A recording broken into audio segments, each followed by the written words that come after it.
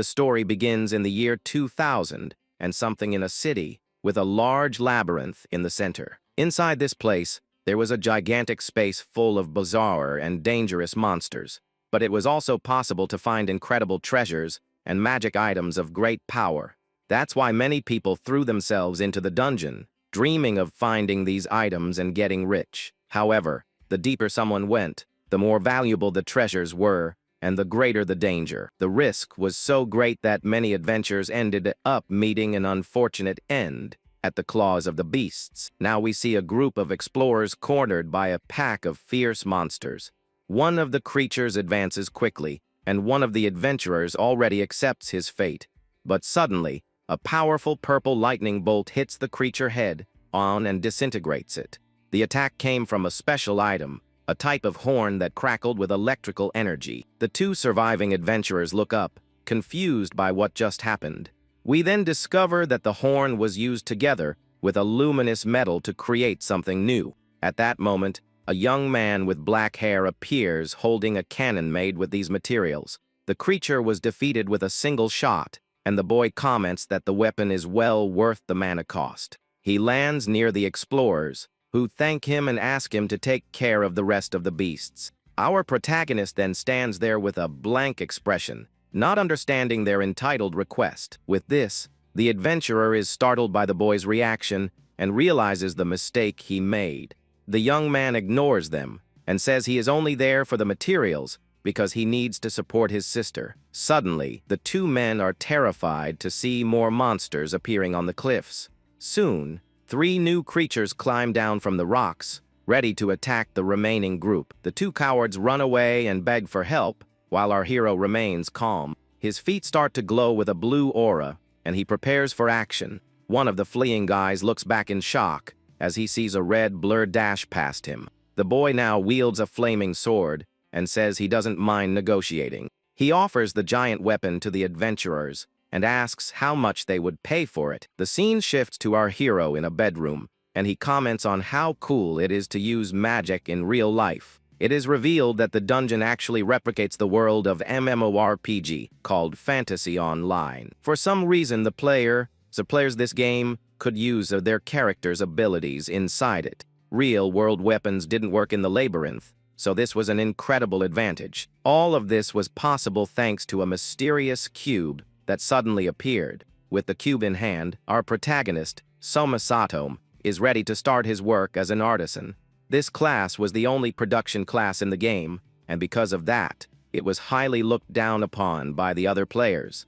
The young man then takes the mysterious cube and a metal ingot to begin the crafting process. Then, the object begins to shine brightly as it melts the material to create a new item. He shares that his playstyle has always been focused solely on mastering the art of item creation. With a smug smile, the boy proudly shows off the sword he just forged. Suddenly, a holographic screen appears in front of him with a call from someone named Shika. He answers and is shocked to hear the person on the other end desperately asking for help. Shika is his younger sister and an explorer much stronger than him who had never asked for help before. This leaves him extremely worried, so he rushes out to find her as quickly as possible. He runs down a dark hallway, shouting his sister's name, but gets no response. The boy continues his desperate search, shouting for Shika in a huge empty hall. Suddenly, he hears a faint little voice calling his name and immediately stops running. At that moment, a tiny fairy appears and fearfully says she doesn't know what to do because she turned into a monster. The protagonist stands completely paralyzed and speechless upon seeing the little creature. Even the guards nearby start yelling in surprise at the scene. The little fairy explains that she passed out while exploring, and when she woke up, she looked like this. The boy then picks up the little creature in his hands with great care and affection. He decides to use his analysis skill to try to understand his sister's situation. This artisan skill is used to check the recipes of items and equipment, but it also works on players with negative statuses, showing the recipe for the cure. He hopes that if the transformation is a negative status, he can find a solution. However, when he uses the skill, the screen only shows static, and he thinks it won't work out. But amidst the confusing data, he manages to read a single clear line of text. The information says that the only cure for this transformation is the legendary Philosopher's Stone. This is an ultra-rare item in the game with several miraculous and highly powerful effects. If it's the Philosopher's Stone, then the cure for the transformation is practically guaranteed. The problem is that no one has ever found the stone, but he knows there is a recipe to craft it. However, the recipe requires extremely rare materials that are almost impossible to obtain. The only way out is to buy them, and the total cost for this is an absurd 100 million gold. Our protagonist is devastated by the price and thinks his profession is pathetic, but his sister immediately scolds him. The little fairy says that without his class, they wouldn't even know about the cure, so it's all thanks to his effort. With this, the boy is moved by the unexpected support, and a feeling of gratitude fills him. He thanks his sister by gently petting her head with his finger and regains his determination. Then, with renewed morale, he declares that they will gather every single material needed for the recipe, and with a confident smile, he says that, obviously, she will have to help with the mission too. The little fairy agrees excitedly and full of energy, as she completely trusts her brother. But right after, she asks the most important thing, which is how they are going to get the money. He replies that it's obvious, as they are simply going to hit the jackpot inside the labyrinth. Soon, they arrive at the mining area on the first floor of the dungeon, a place full of caves. The boy quickly notices that the place is full of beginner explorers and game newbies. Then, his sister curiously asks what he managed to create with the materials he had. He shows, with a smile on his face, that he managed to craft some small mining bombs. Nearby, some adventurers comment on how clueless someone must be to choose such a bad class. The group's leader is a mage named Ignis, who assumes that our hero must be a newbie. Sheikah becomes visibly annoyed by the mean comments, but her brother remains calm. The others continue their mockery, saying it's the first time they've seen an artisan in person. But our hero is already tired of hearing this same joke and isn't bothered by the insults. Seeing that her brother doesn't react, the little fairy gets angry and starts calling the group a bunch of idiots. The mage looks confused, wondering if that little creature is the boy's pet monster. Ignis then loses his patience and tries to hit the fairy with his staff to shut her up. However, his staff is stopped mid-air with extreme ease by a firm hand. Our protagonist blocks the attack, leaving the mage completely shocked by his absurd strength. The boy then shoots a threatening glare that sends shivers down the cocky mage's spine. Ignis is terrified by the pressure the artisan is emitting in that tense moment. Then, Soma tells the group of jerks to get out of the way because they are very busy right now. Humiliated in front of his companions, the mage becomes furious and prepares a powerful spell. He shouts that the artisan will pay for his insolence and fires a blast of purple energy. The magic attack rushes toward our hero, creating a massive explosion. The mage comments that it was a waste to use a strong spell on trash like that artisan. But when the smoke clears, the mage is shocked to see that the artisan is completely unharmed. He doesn't understand a thing, as the flames mysteriously disappeared, and he wonders what happened. It is revealed that Soma combined a mining bomb with a simple bottle of water. With this, he created a water bomb with fire resistance that completely canceled out the spell. The boy then brags, saying it didn't turn out bad at all for an item crafted on the fly. The mage breaks into a cold sweat and is in disbelief at his opponent's ingenuity. He refuses to believe that such simple, low-level items stopped his powerful magic. So, to uncover the truth behind the trick, he decides to use his analysis skill. A blue magic circle appears in his eye and begins to scan the artisan's stats. Upon seeing the result, the mage and his companions are completely paralyzed with shock. Several screens with information pop up, and they wonder what level that player is. With a mocking smile, he replies that he is just a simple artisan, as they saw. The mage then screams in desperation that the boy's level is 999. Ignis can't believe it, as that is the maximum level, and it would be impossible for an artisan to reach. His companions are terrified and start doubting the victory of their arrogant leader. Ignis becomes furious at their doubt and refuses to accept such a humiliating defeat. He then unleashes all his power and creates a gigantic magic circle for a supreme spell. With a deafening roar, he casts the Earthbreaker magic to crush his enemy. The ground violently explodes, and huge chunks of rock are hurled towards Soma. But the artisan dodges the projectiles with surprising agility, and without any difficulty. After the attack, the ground is completely destroyed, and our hero seems a bit annoyed. The mage starts laughing like a maniac and brags about mastering magic from all 4 elements. But suddenly, a dark hole opens behind him, and 2 yellow eyes emerge from the darkness. A gigantic and scary silhouette emerges from the hole, leaving the mage paralyzed. Little Shika is terrified by the mysterious creature's overwhelming presence. The protagonist then realizes that the idiot ended up opening a hole to the lower floors. With this, a colossal red dragon emerges from the hole, and now they have a big problem. Wasting no time, the monster prepares a massive fireball in its mouth to attack. It fires a devastating blast of flames that incinerates everything in its path. The mage screams in terror seeing the attack coming his way with no chance of escaping. The mage and his companions are engulfed by the flames and cry out as they fall into the hole. Our protagonist creates a water barrier to protect himself from the dragon's powerful attack. Shika desperately asks what they should do, and her brother laments the terrible start to their mission. He asks if she can use her scout skills, but she says that as a fairy, she has no strength. Soma explains that he just needs her to find the monster's weak point, and she agrees to help. He dodges another blast of fire, while his sister flies close to the dragon to analyze it. She activates her skill to reveal weak points, and several targets appear on the creature's body. After a quick search, she finds the exact spot at the base of the giant monster's tail. With the information, he runs to the spot and places the mining bomb on the weak point. The bomb explodes right on the dragon's tail, causing a massive explosion at the site. A shiny item is dropped from the monster's wound and falls to the ground right in front of him.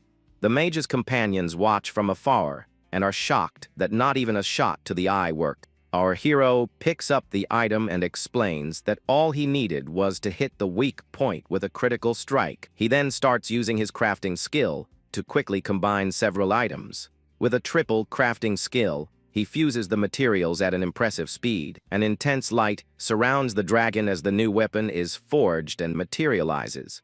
A gigantic weapon called the Dragonic Pile Bunker then appears, a spear with serious firepower. The artisan faces the colossal dragon holding his new creation and prepares for the final attack.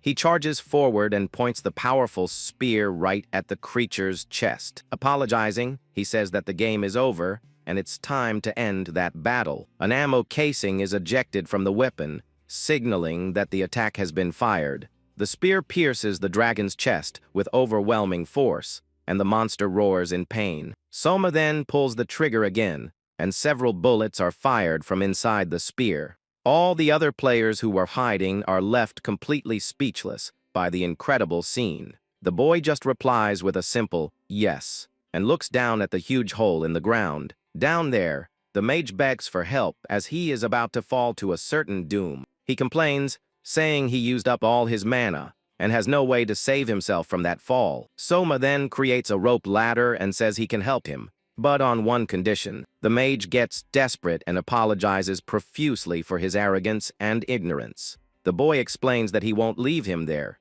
because that wouldn't bring him any profit. With a wicked smile, the boy demands that the mage hand over every last coin he has. He takes all the money, and the mage runs away while Soma waves goodbye, saying it was a pleasure doing business. After everything, he leans against the wall to rest a bit with his fairy sister by his side. But suddenly, the boy passes out and falls to the ground, leaving his sister completely desperate. He wakes up exhausted and complains that artisans really weren't made for direct combat. At that moment, 2 other explorers approach and say they were watching the battle from afar. One of them then shows interest in the dragonic weapon and asks if our hero would be willing to sell it. The man immediately offers 300,000 gold, and his companion accepts the sale without a second thought. Soma interrupts the deal and asks if the weapon is really worth that much to them. The explorer denies it and shows that the weapon has an enhancement of plus 99, something impossible to get. Besides, unlike the game, the real labyrinth can actually cost you your life, so no one would stay farming forever. Hearing the man's logic, our protagonist becomes thoughtful and analyzes the proposal more carefully. With a smirk, he finally agrees to the sale and closes the deal with the two of them. With the rescue reward in the sale, he gathers 470,000, but he is still far from his goal. The scene then shifts to a city with ancient architecture and several stone houses. While walking through the streets, the little fairy celebrates the two unexpected payouts they managed to get. She then asks what he was thinking about, and the boy says he just had a great idea. He suggests they give up on making money by exploring the dungeon honestly, and Sheikah is left in shock. She argues that they barely handled a dragon and would meet a quick end on the lower floors. He interrupts her, showing the crafting cube, and says they have an advantage. With a confident smile, he holds up a sword and reminds her that they have item crafting. Upon understanding the plan, the little fairy gets excited, and her eyes shine with the new possibility. She realizes that in the real world, there is a huge demand for crafted items, unlike in the game. But he says it's no use selling cheap junk, and that they need something that sells for a good price. His sister doubts they'll find something like that, but the boy confidently states they can, because, according to him, there is a place made exactly for that, and they are right in front of it. Wasting no time, our protagonist pushes the gigantic doors open and enters the mysterious place. He explains that this is where the most gold changes hands in the entire Phantom Labyrinth. An intense light shines from inside the building as the doors open completely. The place is actually a massive legendary auction house where rare items are traded. Inside the auction, several valuable items are sold for tens of thousands of gold rapidly. Sheikah is amazed by the amounts, but her brother explains that it's normal for the biggest auction in the labyrinth. A rare earring is sold for 90,000, and the auctioneer strikes the gavel to close the bid. Our protagonist then says with a wicked smile that the real show is about to begin right now. The next item is a black shield called Dark Aegis, with a starting bid of 100,000 gold. The value rises quickly with several bids, reaching 400,000 in a matter of seconds. A rich blonde woman places a bid of 550,000 and looks confident in winning. The auctioneer then ends the auction, and the shield is sold for that impressive amount. With a determined look, Soma says that their next crafting target is that very shield. He explains that if there are so many people willing to pay top dollar, it means there is high demand. The plan is to mass produce the shield and sell it to everyone who lost the auction. With an evil smile, he already imagines the absurd profit they will make with this strategy. To craft the Dark Aegis, they need two rare materials, black diamond and fire dragon blood. They already got the blood from the fight against the dragon, as it was a weaker version of the material. To get the black diamond, they need to go down to the second floor of the labyrinth. That was the initial plan, but the boy takes advantage of the fact that some explorers are out of mana to make a profit. He offers one of his mana potions to one of them, knowing they can't progress without it. With a greedy smile, he charges 1,000 gold for the potion, and the guy complains about the ridiculous price. Since they were there, the boy thought it would be a good idea to squeeze some change out of the other explorers. The plan worked so well that he got carried away and started selling several other useful items. An explorer complains about the price of an item to disarm traps, but Soma says it's fair. After all, with that item, they can bypass the traps without any risk of getting hurt. With this, a small bidding war starts among the explorers desperate for the items. But suddenly, little Sheikah notices something strange and calls her brother's attention. She screams in terror, pointing at something approaching quickly down the hallway. A pack of wolves with flames on their backs appears out of nowhere, running toward them. All the explorers panic and scream in terror upon seeing the horde of monsters. The boy gets distracted by the negotiation and now has to run away so he doesn't become Wolf Chow. He runs desperately down the hall while the hungry wolves chase him relentlessly. The monsters stay hot on their heels, and the situation becomes increasingly dangerous for everyone there. Sheikah suggests defeating them, but her brother says there are too many and the explosion could hit her. They end up in a dead end and are cornered by the pack of furious wolves. With a confident smile, The boy grabs his crafting cube and decides it's time to fight. He crafts a giant war hammer and prepares to smash all the monsters at once. The boy shouts that in a tight spot like that, it doesn't matter how many there are, he can take them all down with a powerful strike. He smashes the ground and releases a blue energy shockwave. The wave sweeps through the hallway and defeats all the wolves at once, clearing the path. He then asks if his sister is okay, and she says yes, and that the spot was perfect. But before they can continue, the ground starts to shake and crack beneath their feet. The attack was so strong that it destroyed the floor, and our protagonist falls into the hole that opened up. He yells in surprise as he plummets into the darkness of the floor below. After a long fall, he lands on a pile of rubble, a bit dazed. A beam of light illuminates the place through the hole in the ceiling, showing where he is. The boy realizes it was a really dumb move, and that he could have met his end if it weren't for the HP system. He then remembers the mage and feels embarrassed for copying his idiotic move. Suddenly, his sister comes flying down the hole and calls out to him. Worried about his condition, she asks if he is okay, and he thanks the hit point system for saving him. Shika asks where they are, and the boy decides to create a light source to investigate. With his cube, he crafts a magic lantern that emits a warm, golden light. With the lantern in hand, he says he is ready to see what awaits them in the darkness. Upon lighting up the place, he is shocked to see that they are in some kind of ancient laboratory. He says that, in game terms, it looks like ancient and mysterious ruins. The place is made of metal and has a futuristic look quite different from the rest of the labyrinth. The advanced technology of the place makes it clear that something very different happened there. The little fairy is amazed by the discovery and calls her brother over to look at something. He turns around and is shocked to see a huge deactivated giant robot in the middle of the room. The boy recognizes the machine as a raid boss from the game, from the Grand Gignal series.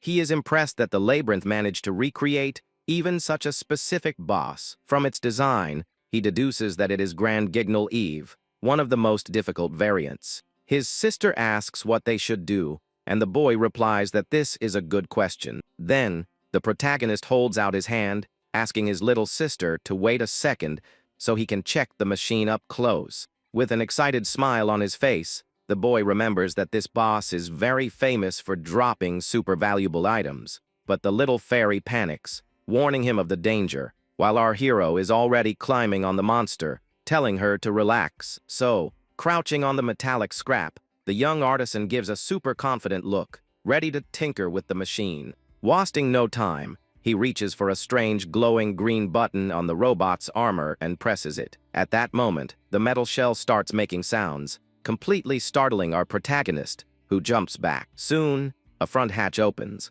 releasing a lot of steam, and he drops to the ground, yelling for his sister to step back quickly. Panting, the boy stares at the strong green light coming from inside the machine and breathes a sigh of relief for narrowly escaping.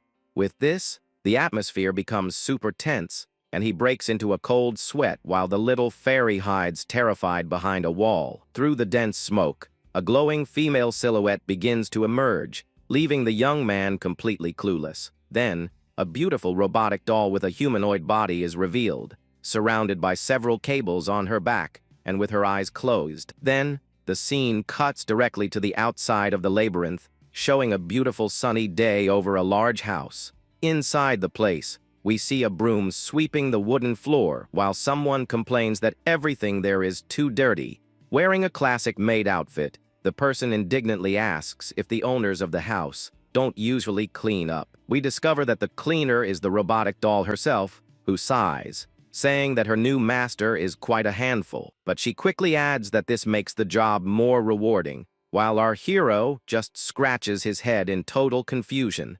With an expression of pure exhaustion, the boy looks at his little sister, wondering how on earth the situation got to this point. At that moment, a short flashback takes us back to the dungeon, right at the time the beautiful android woke up. The machine simply disconnected from all the cables holding it and crashed onto the floor, surprising the artisan. Som explains that this terrible raid boss is made up of a giant shell and has a humanoid-shaped core. The metallic girl then starts to get up in a very bizarre way, and he was almost certain the fight would be worse than the dragons. So, already prepared for the worst, he pulled out his crafting cube, bringing up the virtual screen that showed his max level. However, the dangerous machine's glowing eye just focused on the boy and quickly registered his player name in the system. And to the utter shock of the two siblings, the robotic voice simply announced that it was registering him as its newest master. With that, we return to the present, where the young man explains that, bizarrely, the robot lost any memory of being an enemy monster. We see the dedicated android frantically dusting the wall while he laments that he couldn't stop the girl from following them. Relentless against dirt, she organizes the heavy metal ingots and cleans the books scattered across the messy desk in the room. Then, the little fairy agrees with the maid, saying he is disorganized, and the boy yells in annoyance, asking them not to badmouth him. The unusual maid calmly asks to be called Eve, and our hero freaks out, saying she is a huge mystery in their lives. Finally, he takes a deep breath and tells Eve to take care of the house because he and his sister are going back to the labyrinth to forge the valuable shield. The boy and the robot stare at each other in an awkward silence for a few moments. The android then gives a respectful bow and wishes them both a safe return, while the young man feels totally awkward. Already walking down the labyrinth's huge stone staircase, the protagonist wonders why the machine decided to act like a simple cleaner. The boy deduces that the monster's original lore in the game must be influencing her actions, and the little fairy gets super curious about this theory. The artisan shares that in the game's story, these machines were highly advanced robots, and their new ally served as the maid of an ancient princess. Given that, it would make a lot of sense for her to return to this docile personality after losing her memory, but he prefers to leave the big mystery aside for now. Their main focus right now is just collecting the items to forge the Black Shield, until something unexpected completely catches our hero's attention. Walking down the dark hallway, he runs into a large group of explorers and immediately recognizes a very specific person among them. Quickly, the artisan calls the silver, armored man by the name Oliver, revealing that the warrior is a paladin-class player. Hearing his name called, the gray-haired warrior turns around with a very serious expression to see who was talking to him there in the dungeon. One of the allies asks if he knows the boy, and Oliver quickly confirms, saying the kid is a huge weirdo who maxed out a useless class. Our protagonist gets very offended, complaining that he had his reasons for that, but another group member mocks him, saying he admitted to being weird. Totally ignoring the joke, the paladin seriously warns his allies to never underestimate the artisan and to not even think about picking a fight with him. The veteran explains that the young man's base stats would crush anyone in the group in the blink of an eye, leaving the newbies there sweating cold. Right then, a little girl dressed as a witch eagerly raises her hand and asks if the two experienced players were actually great friends. The two answer together in perfect sync, denying the friendship and claiming they barely know each other, proving that deep down they get along really well. Quickly changing the subject, the armored warrior looks at the young man and asks where the famous sister who always stuck by his side was. The boy just lets out a long sigh and points to his back, showing the little fairy who was hiding and paying attention to the whole conversation. He introduces the tiny creature as the girl, and the paladin says it's hard to believe, but it made sense that she had turned into a weak little monster. The knight jokes that the other option would be that the young man had lost his mind and adopted a pet just like her, making the artisan threaten to sue him for defamation. Already turning his back, the gray-haired man warns that he has no time to help with the bizarre problem because he needs to train his new team of rookies on the lower floors. Before leaving, however, the veteran comments on how exhausting it must be to farm 100 million gold coins just to cure the little girl. The warrior recalls a conversation where the protagonist revealed that the two had no blood ties, yet he was still moving mountains to save her now. With a very gentle and sincere smile on his face, the young artisan replies that he would obviously do everything to save the girl without a second thought. To prove it, he squishes the fairy's cheek in a really cute hug, declaring that she is his precious little sister while the tiny one screams for help. At that moment, a sad flashback shows the protagonist as a child, crying in front of a grave in the pouring rain after losing his beloved parents. The sad boy found himself completely alone with no relatives to help him in that painful moment, until a transparent umbrella covered his head. As if a true miracle had happened, the dark clouds began to part, revealing warm rays of sunlight brightening up all that darkness. The little orphan lifts his wet, tear-filled face, totally shocked by that unexpected presence that appeared to comfort his pain. We then see little Shika's parents, smiling very warmly, deciding to adopt the lonely boy simply because they were great friends with his old family. The boy explains that the welcoming family accepted him with open arms, simply out of consideration for his late parents. Then, the couple's little daughter peeked at the new resident timidly, hiding behind the hallway door. Being a very quiet and shy little girl, she approached slowly and soon accepted the boy as her true older brother. As time passed, the two built a very strong bond, playing together and having a lot of fun around the house. And this created beautiful happy memories of the protagonist carrying the girl on his back with big smiles on their faces. Returning to the present, the young man is pulled from his thoughts upon hearing his little sister's voice calling him from afar. He then turns around and sees the little fairy flying excitedly toward him in the middle of a cave full of glowing blue crystals. Celebrating a lot, the tiny creature announces that she found a gigantic chunk of the rare black diamond. The artisan pets her head, praising the excellent scouting job the tiny companion did. At that moment, the boy makes a silent promise, guaranteeing that he will do whatever it takes to return that girl's normal body. Further ahead, they spot huge poisonous green lizards, and the protagonist calculates that he could take down a few of them alone. However, the big problem was a giant purple mutant variant that would give even the skilled paladin a headache.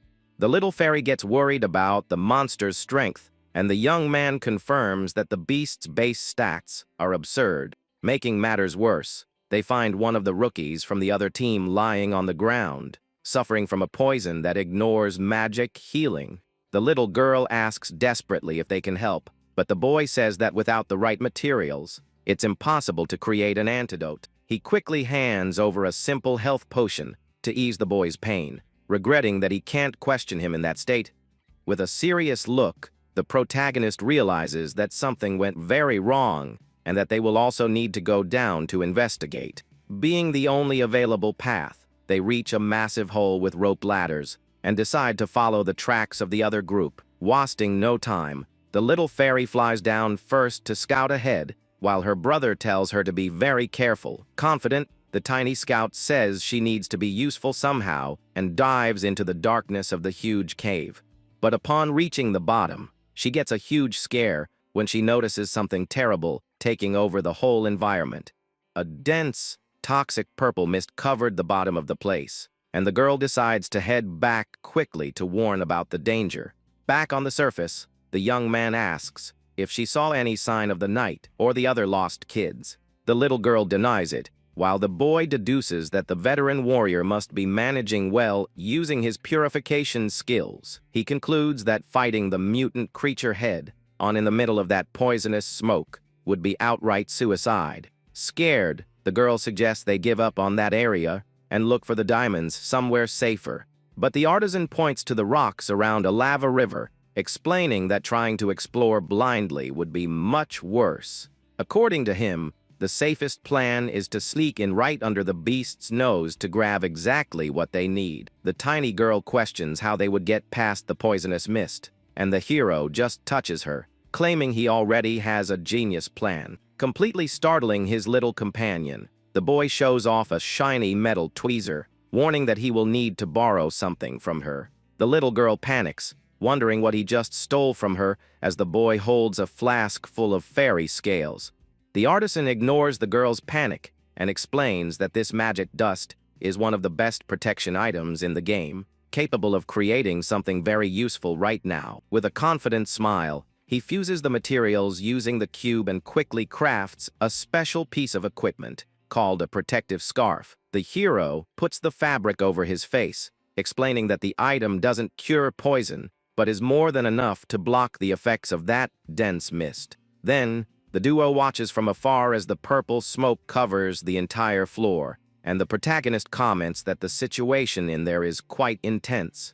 So, with the tiny girl sheltered inside the scarf, the young man asks her to take over navigation, and the little scout bravely accepts the mission. But suddenly, a loud rumble echoes through the place, and the boy is startled to see the powerful paladin being thrown out of the poisonous mist with full force. The gray-haired warrior slides across the ground, trying to defend himself with his shield, and is totally shocked by the brutal force he just took.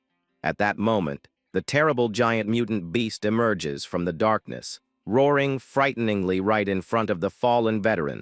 Giving him no chance to breathe, the immense purple lizard attacks with its tail, and the knight can barely withstand the devastating impact using his shield. Then, the warrior notices our hero's presence nearby and feels super embarrassed to be seen in such a pathetic and desperate situation. However, knowing the imminent danger, he decides to swallow his pride and screams, begging the young artisan to help him out of that nightmare. The knight quickly explains that they can create a powerful antidote if they manage to rip out the poison gland from the giant monster itself. The protagonist sighs in annoyance at the man's audacity to ask for favors right now and reminds him that the group's mage could also create the serum. But the veteran points to the side, showing that all of his rookie allies were already completely knocked out by the poison spread in the air. With tears of despair, the paladin shouts that he can't let those kids meet a bad end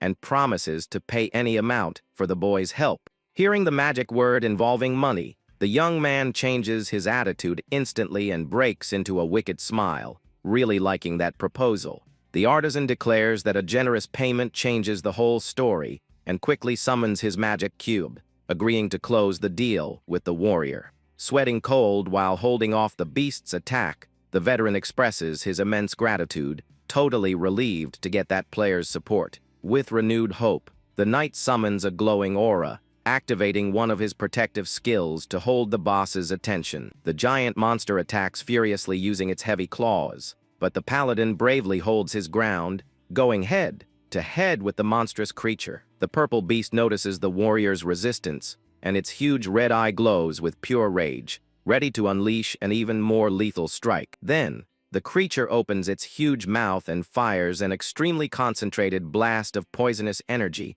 straight against the veteran's shield. Without stepping back, the experienced player shouts as he activates his supreme barrier and creates a gigantic blue light shield to withstand the devastating attack.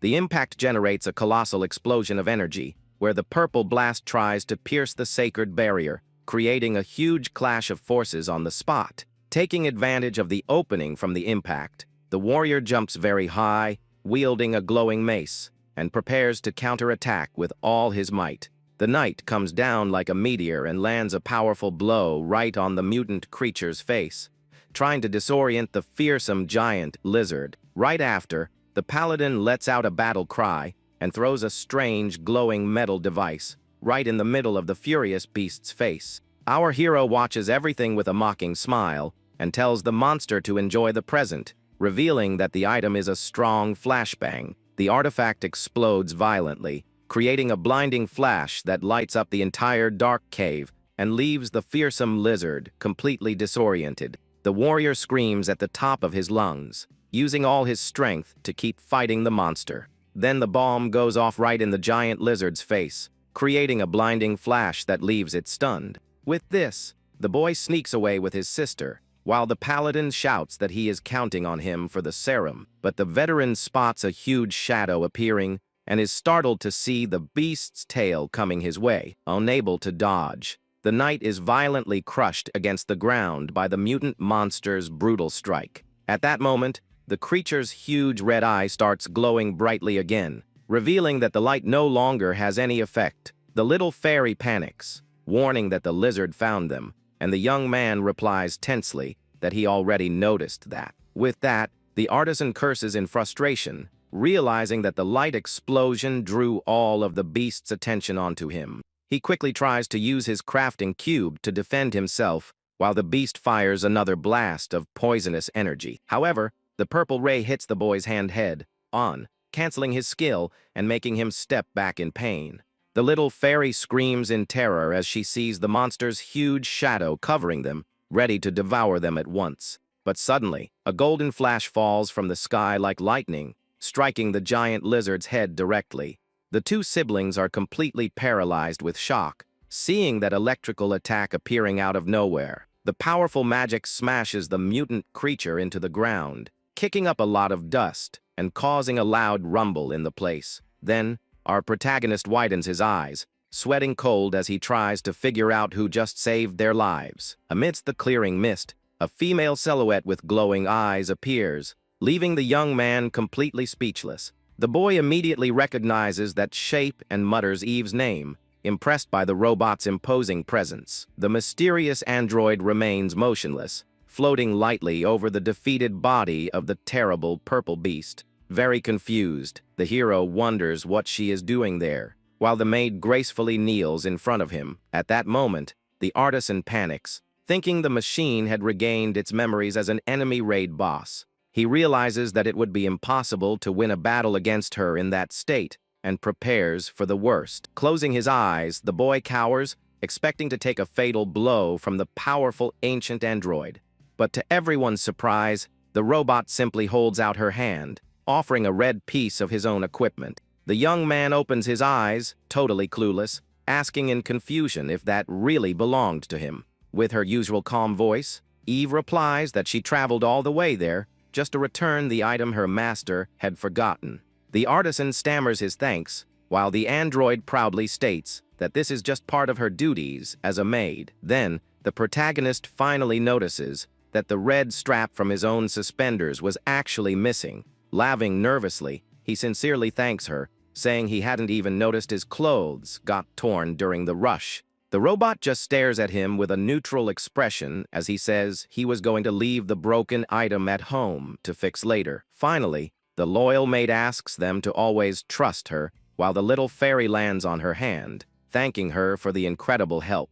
The giant mutant beast gets up, roaring furiously and displaying all its terrifying size before the small group gathered there. Then, the robot maid steps in front of her master, extending her arm, and announces that she will handle this situation personally. She calmly explains that eliminating any insolent creature that threatens the artisan is also part of her daily duties. Enraged by the interruption, the purple lizard attacks brutally, using its heavy claws against the new opponent. But to everyone's surprise, the tin girl blocks that colossal impact using only one hand, and without stepping back a single inch. With this, the creature's huge eye shows visible shock upon seeing its strike stopped so easily. Wasting no time, the monster opens its mouth and fires a concentrated jet of that lethal poison directly at the fearless android. The little fairy panics, fearing for their ally, but the young man tells her to relax since toxins don't affect a purely mechanical body. Emerging unharmed from the poisonous smoke, the protector casts a cold, piercing glare, focusing entirely on eliminating the target. Then, with a simple motion, she pushes the gigantic paw upward, generating an absurd shockwave that throws the lizard off balance. Taking advantage of the opening, the robot dashes forward at surreal speed, closing the distance in a fraction of a second. With surgical precision, the warrior lands an incredibly heavy punch right on the beast's face, creating small explosions upon impact. The force of the blow is so overwhelming that the huge creature is thrown backward, completely unable to react to this punishing combo. At that moment, the agile maid spots the enemy's tail coming her way and prepares to dodge without showing any effort. Suddenly, the gray-haired knight charges forward, screaming at the top of his lungs that he won't allow the monster to make another move. Taking the lead, the veteran lands a devastating shield bash on the beast's body, unleashing all his holy power in a massive flash. Working as a team, the tiny scout uses her hands like a lens and immediately activates her skill to reveal weak points. The magic sight focuses right on the back of the mutant lizard's neck, indicating exactly where the fighting duo should concentrate all their attacks. However, watching the fight from afar, the boy deduces that the damage they deal still won't be enough to take the boss down for good. He analyzes that the Paladin class focuses on defense, while the android's melee strikes lack greater destructive power. Seeing the fallen rookies, the artisan considers focusing first on crafting the antidote, but realizes that just 2 more warriors wouldn't change anything. Wasting no time, our protagonist makes a bold decision, grabbing his glowing magic cube and calling the knight's attention. The gray-haired man turns around, completely confused as he hears the boy demand that he hand over absolutely all the valuable items in his inventory. Annoyed but out of options, the warrior opens his system screen, while the young man promises to craft a weapon capable of annihilating the beast. Confident, the hero says victory is guaranteed, since he has the best maid in the world by his side, watching his back. The artifact starts glowing brightly, fusing the delivered materials, and the creator quickly throws the new equipment to his ally. With a strong throw, he sends the newly forged weapon tearing through the air straight into the nimble robot's hands on the front line. The expert warrior jumps and grabs the large golden pole mid-air, demonstrating perfect sync with her master's intentions. Immediately, a sharp yellow energy flows from the equipment, transforming the item into a blade of pure, highly sharp, and lethal light. Finishing the combat masterfully, the android delivers a monumental strike, slicing the beast from bottom to top with a devastating flash. Then, the robotic maid channels an absurd amount of energy into the giant sword, ready to deliver the final blow. So, with a precise and lethal motion, she brings the glowing blade down, cutting through the air with impressive force.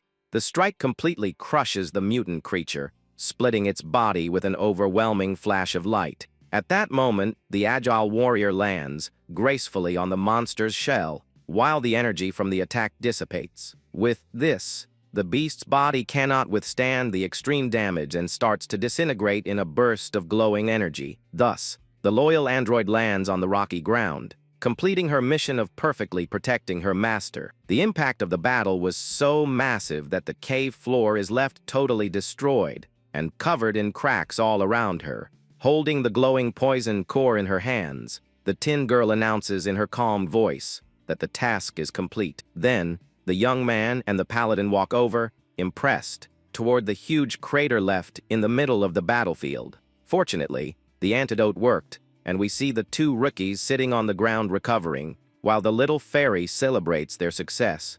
The artisan hands another vial of serum to one of the injured warriors, making sure everyone is completely cured. With the team saved, the gray-haired knight and his allies celebrate the victory, sincerely thanking the duo for their valuable help. But with all this mess sorted out, the protagonist just breathes a sigh of relief to finally have a moment of peace. The boy then looks at his mechanical guardian, expressing his deep gratitude for her risking everything to protect them. He mentions that he forged that equipment right on the spot because he knew they needed the highest firepower possible to win. The tiny little sister starts teasing the boy, saying he gets blushy and is never honest about his true feelings. Feeling very awkward, the protagonist points his finger, stating that if she is going to be his maid, she needs to help in the fights too. A robotic girl just listens to her master's complaints, maintaining her usual neutral and professional expression. Then she gives a slight bow, promptly accepting the orders and reaffirming her total loyalty to the young artisan. At that moment, a system screen pops up, showing the absurd profits they made, adding up the sales in the rescue reward.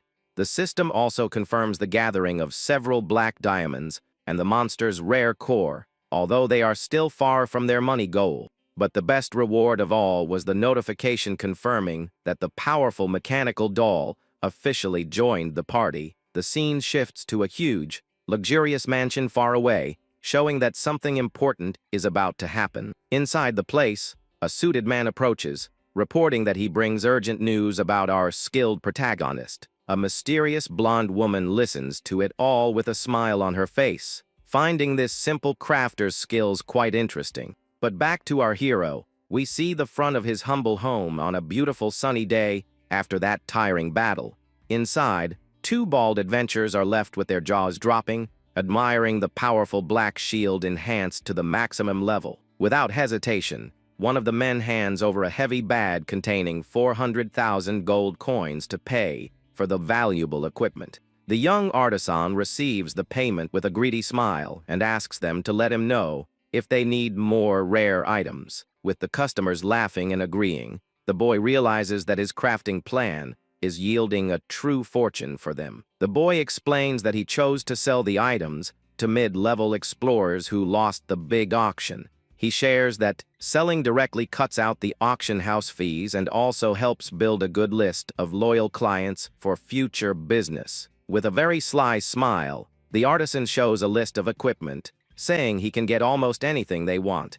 Then, the boy shows off the incredible poisonous longbow, revealing that this special model was forged with the mutant lizard's core. The adventurers drool over the super rare weapon, but quickly start sweating cold, knowing the price of that thing would empty their pockets. However, one of them mentions that there will be a hunters gathering in the forest tomorrow, and many would give anything for a bow of that level. The bold guy then asks for priority on buying rare weapons in exchange for this valuable info, and our protagonist accepts the deal on the spot. The scene shifts to the luxurious guild house, showing a clear sky after this highly profitable negotiation. Walking calmly through the courtyard, the young man is surprised by a familiar voice calling him from afar. The little fairy flies excitedly toward him, wanting to know about the sales, and he replies with a smile that everything was an absolute success. The crafter displays the holographic screens,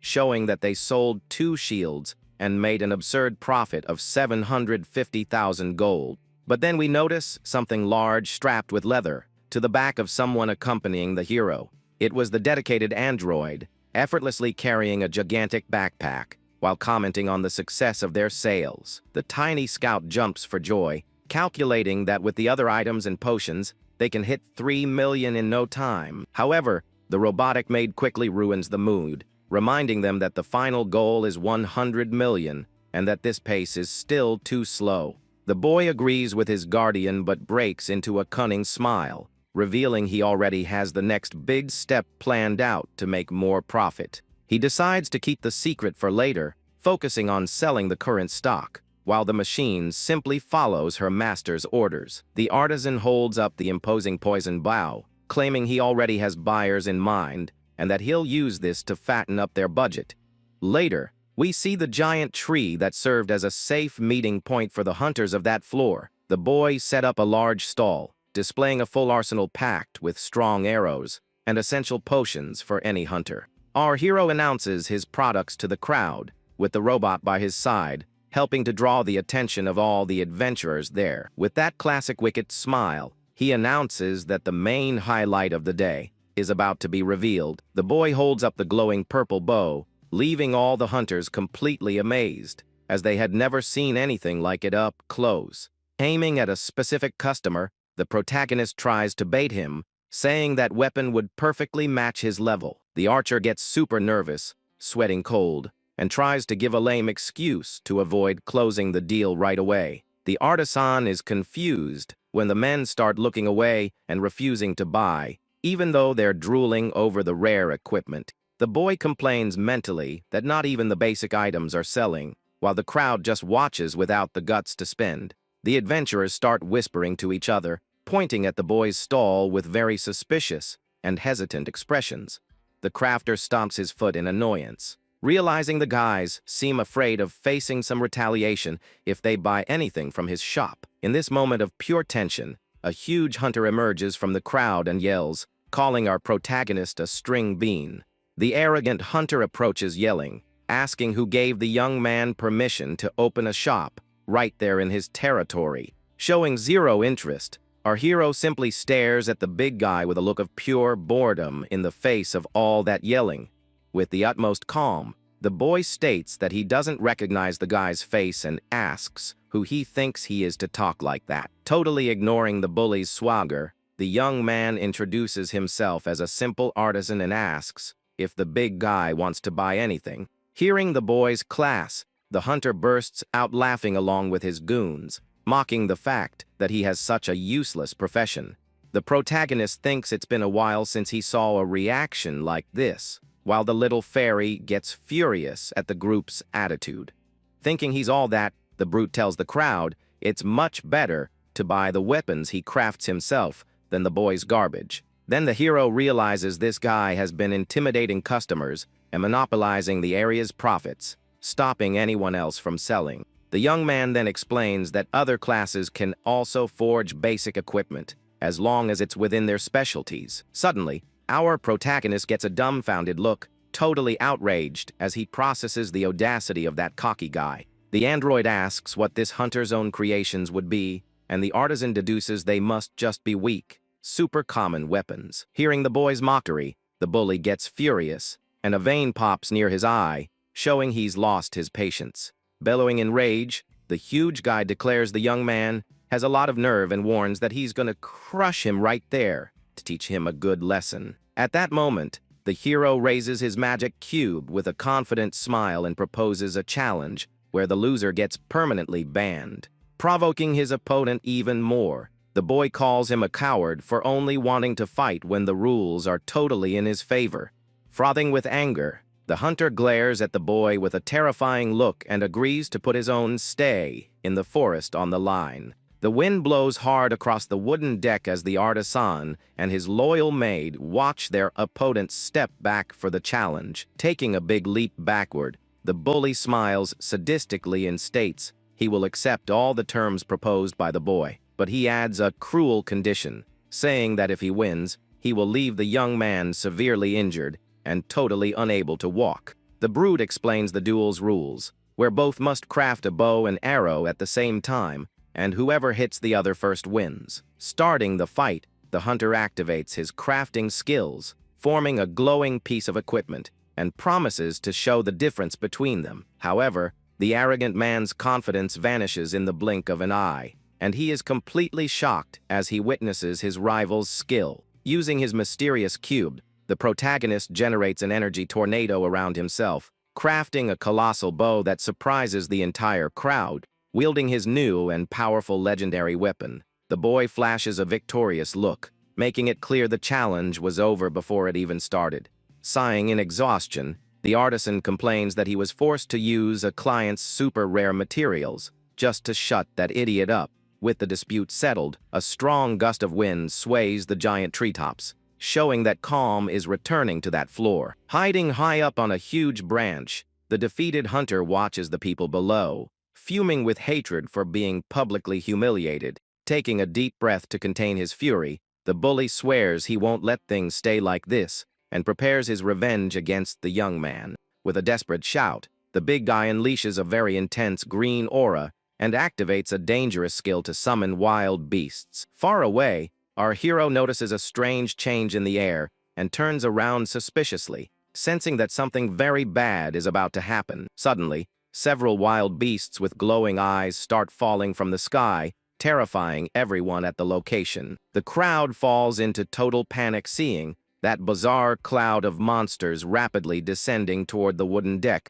Chaos instantly breaks out, and the adventurers scream desperately to run away while the monsters begin to attack. At that moment, our agile android springs into action and protects the people by blocking an attack from a huge mutant bear. The protector asks what's going on, and the protagonist notes that these creatures are too coordinated for a random attack. With this, the boy quickly deduces that all this mess is the doing of that arrogant hunter who wanted revenge at any cost. The artisan realizes that causing panic is just part of the plan and sees that all of this is nothing but a huge distraction. Analyzing the situation closely, the boy concludes that the villain's true target must be hiding somewhere else. Then, the young man's expression quickly changes as he notices an attack coming his way, and he braces for impact. Confirming his suspicions, he manages to block a sneaky arrow using a small energy shield right on time. But soon after, the danger escalates when a veritable rain of glowing arrows starts falling upon them. The boy jumps back, dodging the projectiles, while the little fairy desperately warns that the shooter is very far away. Without retreating, our hero draws his forged bow and fires blasts of blue energy to intercept the attacks in mid-air. The enemy arrows and the energy arrows violently collide in the air, creating an impressive light show. Far away, the cowardly shooter gives a smug smile, thinking he has the total upper hand in the battle. We discover it was the humiliated big guy, hiding on a distant branch, calmly firing with his weapon. He keeps shooting his glowing projectiles non-stop, thinking he's the master of the situation for attacking from afar. The villain mocks the artisan, calling him useless for supposedly not knowing about the loss of power in ranged attacks. With a crazy look on his face, the brute brags that his advanced class has a special skill to nullify that weakness. He explains that his supreme combat style is to trap enemies with the unleashed beasts and finish off the target from a safe distance. Laughing like a true maniac, the hunter prepares a gigantic explosive arrow to end the fight once and for all. But suddenly, the shooter's eyes widen completely as he notices a lethal, intense flash heading his way. Colossal blast of energy hits the tree directly, creating a devastating explosion that instantly swallows the villain. The big guy plummets from the sky, terrified by the force of the shot, and tries to convince himself that his vitality will withstand the impact. However, the guy falls into absolute panic when he sees that the projectiles falling around him are tied with lit dynamites. A colossal explosion of fire lights up the entire sky, ending the cowardly hunter's run in a very humiliating way. Far away, we see the young crafter holding his beautiful golden bow, while watching the smoke from the enemy's defeat. With a very mocking smile, the hero asks if that idiot really thought he was going to fight fair and square. The crowd in the background cheers for their salvation, while one of the adventurers bows, immensely thanking the boy for protecting them. The boy replies that buying out his stock is already a great way to say thanks, while the robot is surrounded by customers desperate for items. The young artisan wonders if this banishment isn't just empty words and asks what stops that villain from simply going back there. Then, a gray-haired adventurer smiles, agreeing with the boy, and says that's exactly the big reason he needs to ask for a very important favor. The scene then cuts to reveal the enormous, majestic tree with its beautiful leaves shining brightly under the light that illuminates that entire area of the forest. The gray-haired man explains that this hall wasn't part of the original labyrinth, but was actually a safe base built by the adventurers themselves. He shares that, in the past, 10 high-level hunters joined forces to build the place and acted as fair administrators, keeping the peace there. But unfortunately, they disappeared one by one until only that cowardly shooter was left, who used his admin power to monopolize absolutely everything. That's how the villain managed to take over the floor's only base, and our hero fully understands, as system privileges are truly absurd. The gray-haired man reveals a tense rumor, saying the other founders didn't just vanish out of nowhere, but were taken out by the big guy, leaving the two siblings shocked. With this, the protagonist cuts to the chase, asking what their mission would be, while the man simply apologizes for the delay and points ahead. They arrive in front of that gigantic glowing plant from before, and the adventurer introduces it as the immense, sacred tree of that entire region. Then, the man surprises everyone by begging the young artisan to use that huge magic plant as material to forge a new safe base for them. The client argues that by moving the location, the shooter will lose control, and they might even be able to block him from entering the new camp for good. The little fairy gets super worried about whether her brother can handle such a colossal project alone, but the boy confidently assures them the task is possible. However, flashing his classic mercenary face, the hero rubs his fingers together, warning that to accept such a heavy job, the reward must be gigantic. Without hesitation, the man agrees excitedly, revealing that all the hunters pooled their savings, adding up to an impressive 5 million gold coins. Upon hearing about this fortune, the young man's eyes shine with pure greed, and he immediately summons his powerful magic cube to start the big job. The client panics, thinking it's madness to start the project right now, and warns that it took 10 people a whole month to build the previous camp. With a very confident smile, the protagonist summons several floating cubes, saying the solution to speed everything up is simply to use his multitasking. The man widens his eyes, totally shocked, and comments that forging 2 items at the same time is already considered a super advanced technique among players. But to leave the client even more bewildered, the The boy creates dozens of glowing arrays flying around him, showing that his limit goes far beyond the ordinary. An immense energy net surrounds the entire plant, while the gray-haired man yells in terror, trying to understand how many processes the artisan is running at once.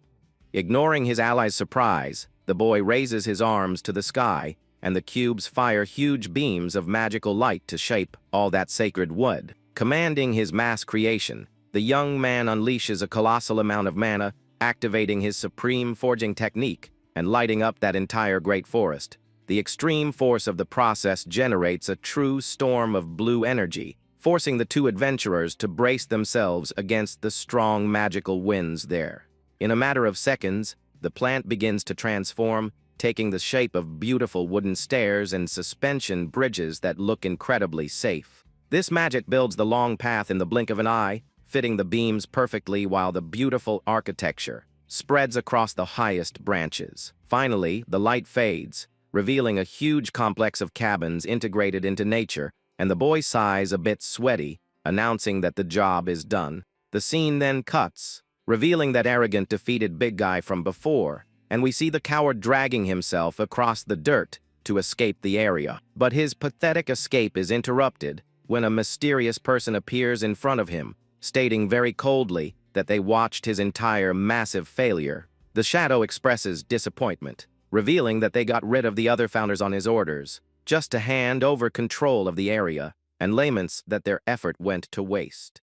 The big villain tries to explain himself but is suddenly hit by a bright beam of light, falling down defeated instantly. Then, the mysterious silhouette in the tree guarantees that they will make excellent use of the energy of the guy who just lost his life. Changing the scene, we see a system screen showing the incredible sales of the rare weapons, which yielded an absolute fortune for the group. With the huge reward from building the new base, the young man's total profit surpassed an incredible 6 million gold coins. The protagonist celebrates that they now have 7 million saved up, although their final big goal is still a long way off. Walking through the city streets, he mentions to his robotic guardian how the payment from that forest really helped line their pockets. At that moment, the skilled crafter gives a thoughtful look, realizing that the costs of buying materials are getting higher and higher. The boy laments that they can't gather everything themselves to save money, and suddenly the system displays a new unread message alert. The little fairy panics, revealing that the letter is a direct summons from the autonomous committee, leaving the hero totally confused. Hearing all that yelling, the dedicated android tilts her head, very confused, trying to figure out what this mysterious organization could be. It is then explained that the big difference between the real labyrinth and the original game is the lack of moderators to keep order in the world. In normal games, the support team works all day just to resolve disputes and punish cheaters who break the rules. However, in this new magical world, the dangerous dungeon doesn't reject malicious explorers, letting cruel villains do whatever they want. Cutting to a luxurious room, we see the artisan sitting with his bodyguard as he finds out this group was created to maintain peace. With a super mocking smile, the young man asks if the organization actually does anything useful, seeing as that cowardly shooter did whatever he wanted. The crafter himself acknowledges that the dungeon is simply gigantic, and it would be impossible to maintain absolute order on all the lower floors. Then, the large double wooden doors suddenly open, and a mysterious person enters the room, catching our hero's attention. A light blue-haired employee greets the young man politely, thanking him for coming after sending that totally unexpected invitation. The protagonist states he is certain he hasn't broken any rules, and the employee points out that someone else will explain the details. Then an elegant blonde woman, wearing a beautiful gown, appears, introducing herself as Ishtar and saying it's an honor to meet the boy. Taking a step forward in her luxurious heels, the rich woman reveals that in the old game, the young man was the only crafter to reach max level. The lady continues her speech, claiming our hero was also the only player capable of completing every single recipe that existed. Very boldly, the woman holds the artisan's chin, stating she only knew him from rumors, while the little fairy freaks out with jealousy. Pulling her face away, the lady points her finger confessing that it took a huge amount of work to dig up all this classified info about his past. The madame sits very elegantly on the couch,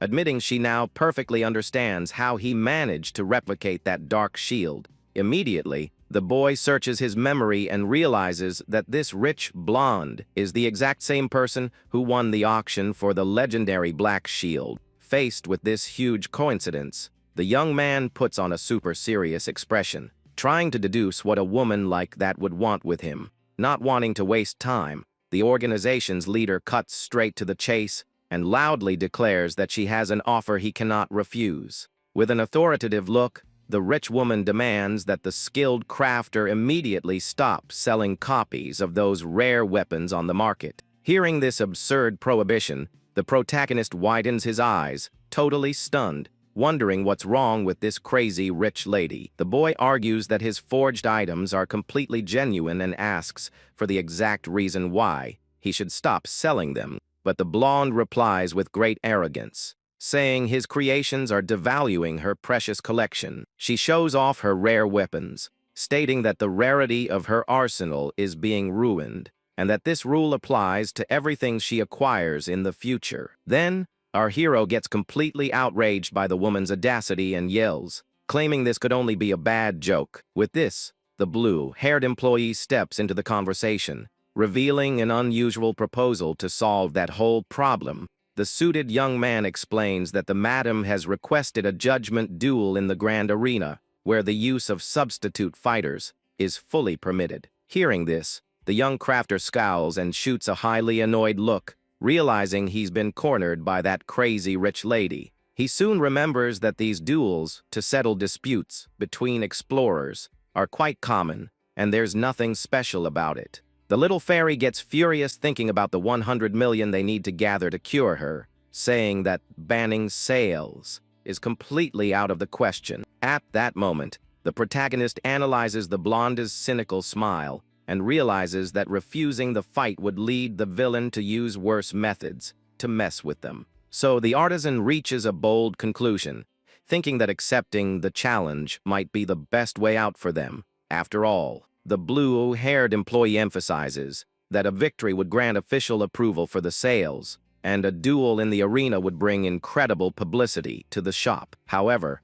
the hero crosses his arms and mentions to his guardian that the rich lady's arrogant attitude doesn't match that of a simple common explorer. The little fairy tries to make sense of the situation, asking about the madame's class, but then remembers this title just means she's a beginner player. The young man agrees and warns that the fact she is a newbie is exactly the most dangerous part of this whole mess. He quickly deduces that the enemy must use real world money to hire strong mercenaries while staying safe on the surface area. The boy understands that the enemy will definitely hire a combat specialist for the arena, and the real problem is figuring out how to defeat that guy.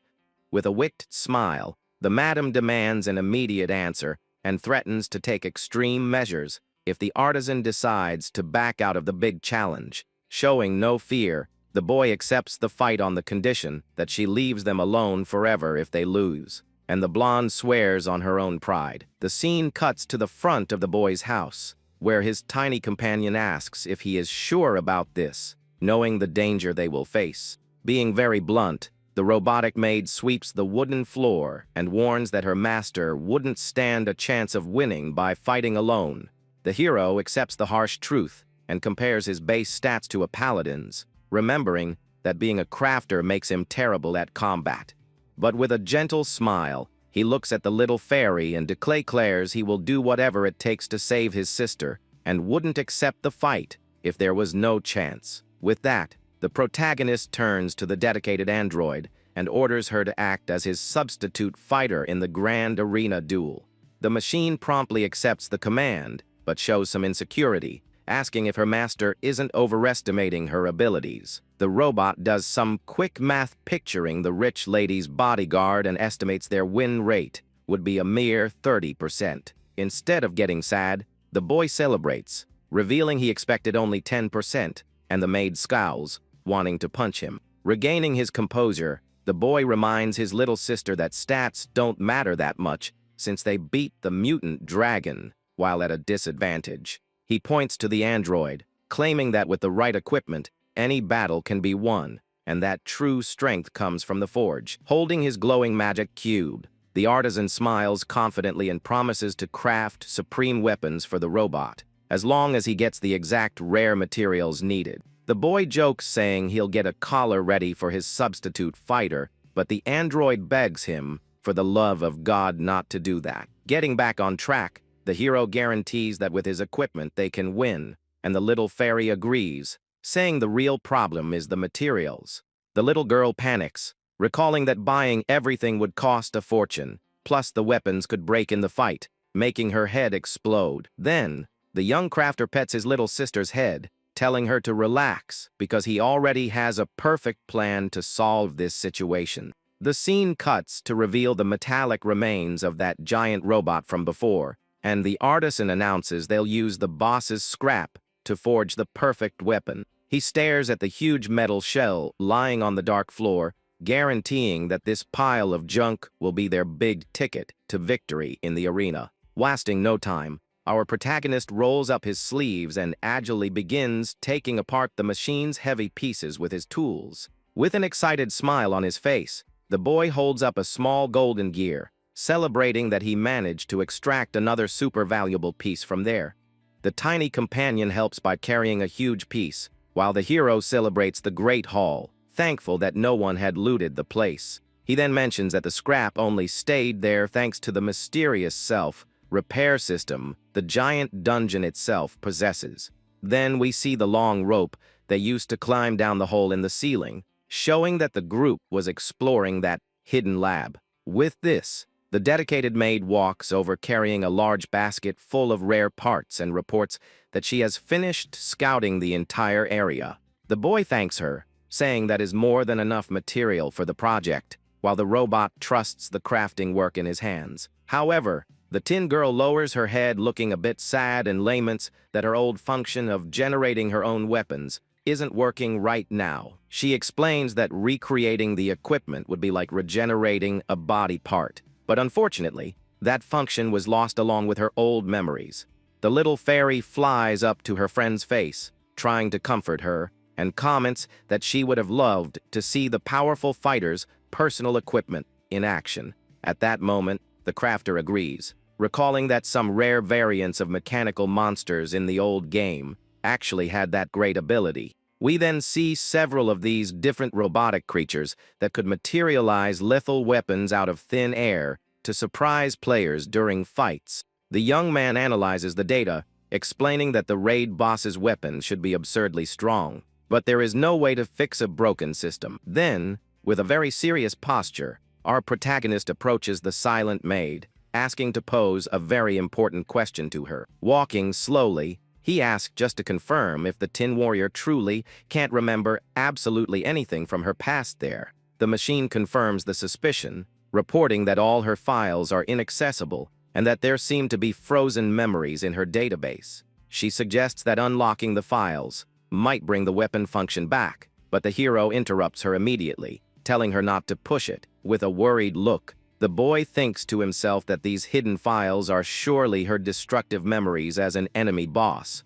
The boy pictures a corrupted version of their ally, fearing that, if she recovers her old memories, she might turn into a dangerous threat against them. Then, the young man is suddenly snapped out of his tense thoughts when the android steps closer and stares at him with those big glowing eyes. The tin blonde asks directly if her master truly believes he's capable of forging equipment strong enough to win the duel. The little fairy jumps into the conversation, shouting that the cure depends on it and they can't lose the fight just because of a poorly made weapon. Completely changing her attitude, the little girl smiles full of confidence, guaranteeing everything will work out since the weapons will be made by her incredible brother. Hearing his companion's massive support, the skilled artisan breaks into a beautiful, confident smile and asks the two of them to leave all the rest to him. The announcer declares that the two substitute fighters have finally entered the grand arena, while the crowd goes wild cheering from the stands. Then, the blonde madam is proudly introduced alongside her giant mercenary named Gilbert, who holds the prestigious battle master class. Soon after, on the other side, the young artisan is announced, and everyone is surprised to see his fighter is just a mechanical doll in a maid outfit. The little fairy is shocked by the number of people watching, while the protagonist is relieved to see that no one recognized the robot's true strength. The announcer states that any outside help is forbidden, and victory is only achieved when the enemy is completely knocked out or shut down in the arena. The giant mercenary glares at the little android with deep disdain, feeling completely insulted for having to fight something he considers so weak. But the mechanical maid coldly suggests that the big guy should start praising her so he'll have a better excuse when she takes him down. The little fairy cheers from afar while the hero analyzes the opponent, calculating that the brute's level must easily be around the 600s. He remembers that this is the cap for hired mercenaries, as stronger warriors prefer to hunt in the dangerous depths of the Great Labyrinth. With this, the boy deduces the opponent is one of the best on the market, but he trusts his fighter will win if she uses the full power of the gear he forged. At that exact moment, a wooden hammer strikes the huge bell at the top of the arena, declaring that the intense combat has finally begun. The sound of the heavy strike echoes throughout the place, making the crowd cheer excitedly as the two competitors prepare to make their first move in that clash. Wasting not a single second, the huge mercenary raises his colossal sword while concentrating an extremely powerful magic aura into the heavy blade. The brute attacks with everything, trying to crush the little robot head-on. But the fearless maid just stares at the blade without showing an ounce of fear. The brutal impact of the attack generates a gigantic dust explosion that kicks up lots of debris, covering that entire section of the lit arena floor. The collision creates a true pillar of pure energy, forcing the boy to cover his face, while a magic barrier protects the luxurious grandstand area. Soon the smoke begins to settle, and the giant warrior is completely surprised to see that his powerful initial attack didn't have the desired effect. Then, we see the nimble android perfectly intact, blocking the enemy's colossal sword, using only that legendary black shield forged by her master. The blonde madam watches the perfect defense from afar and scowls, super annoyed to see the opposing maid has an exact replica of her rarest item. Then, with her defense stabilized, the warrior's mechanical eye glows brightly as she invokes the dark shield's powerful petrification skill. The veteran grits his teeth, feeling the magic cover his body, and soon realizes he's about to be completely paralyzed by that lethal effect. A massive purple wave explodes across the arena, while the announcer states that getting petrified means automatic defeat, since no healers are allowed there. But proving his enormous strength, the brute simply powers forward, slicing the magic wave in half and roaring in fury to continue his terrible offensive. The warrior raises his sword, declaring he was already prepared for that, and warns that simple negative effects would never work on a fighter of his caliber.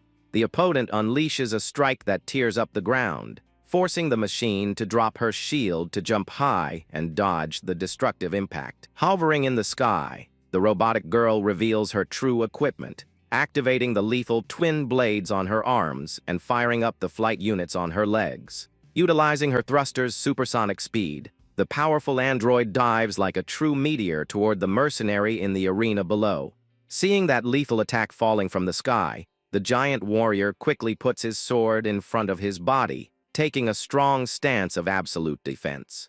The maid delivers a formidable spinning strike using her energy blades, colliding directly with the heavy iron and creating countless sparks in the clash. This intense struggle for power generates a colossal luminous explosion that shakes the entire structure of the venue, proving the battle is only just heating up. The force of the strike is so massive that it destroys the entire floor, and the little android is thrown backward, quickly disappearing into the dust.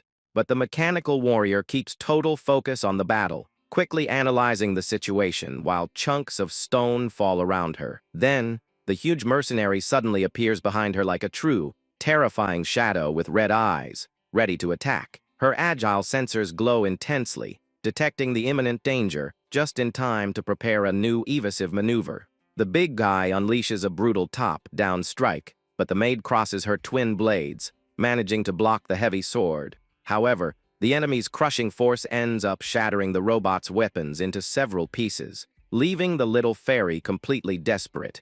The small machine slides across the arena floor, using her thrusters to gain some distance, ending up totally unarmed against the brute. The veteran then points his sword with a very arrogant look, suggesting his opponent simply give up before getting destroyed. But the brave guardian stands back up, releasing energy sparks from her body, and shows no intention of surrendering so easily. Watching from afar, the young artisan breaks into a big, confident smile, asking his little sister to stay totally calm. At that moment, the robot concentrates a huge amount of blue light into her arms, thanking him for his concern while prepping her counterattack. The skilled crafter keeps smiling, knowing exactly what is going to happen now that his fighter is about to use her maximum power.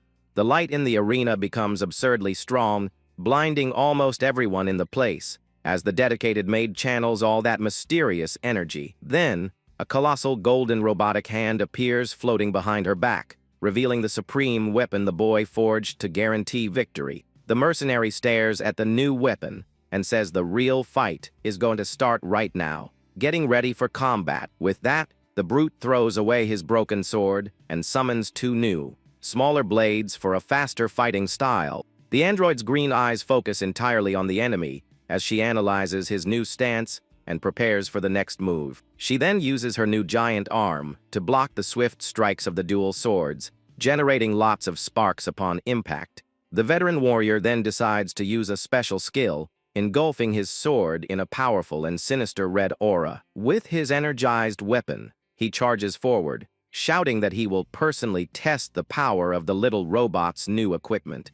The mechanical maid doesn't back down, and her body glows with an intense blue light as she prepares a counterattack with the giant arm. The two fighters collide with everything they have, creating a trail of red and blue light in an incredible power struggle in the middle of the arena. The impact of the two forces generates a colossal explosion of energy that shakes the entire structure of the venue and kicks up a lot of dust. Even with all his strength, the mercenary is completely shocked to feel the overwhelming power of the little android's attack. Right after, he appears wielding a heavy axe and is impressed by the strength he is facing in that duel. The robotic arm lands a direct punch on the axe, pushing the warrior back and proving its superiority in brute strength. The man breaks into a cold sweat feeling the pressure, and the fighter warns him that this weapon is her master's masterpiece. She continues, stating that there is no scenario where the equipment created by him could be defeated in direct combat. The Tin Girl's determined eye shines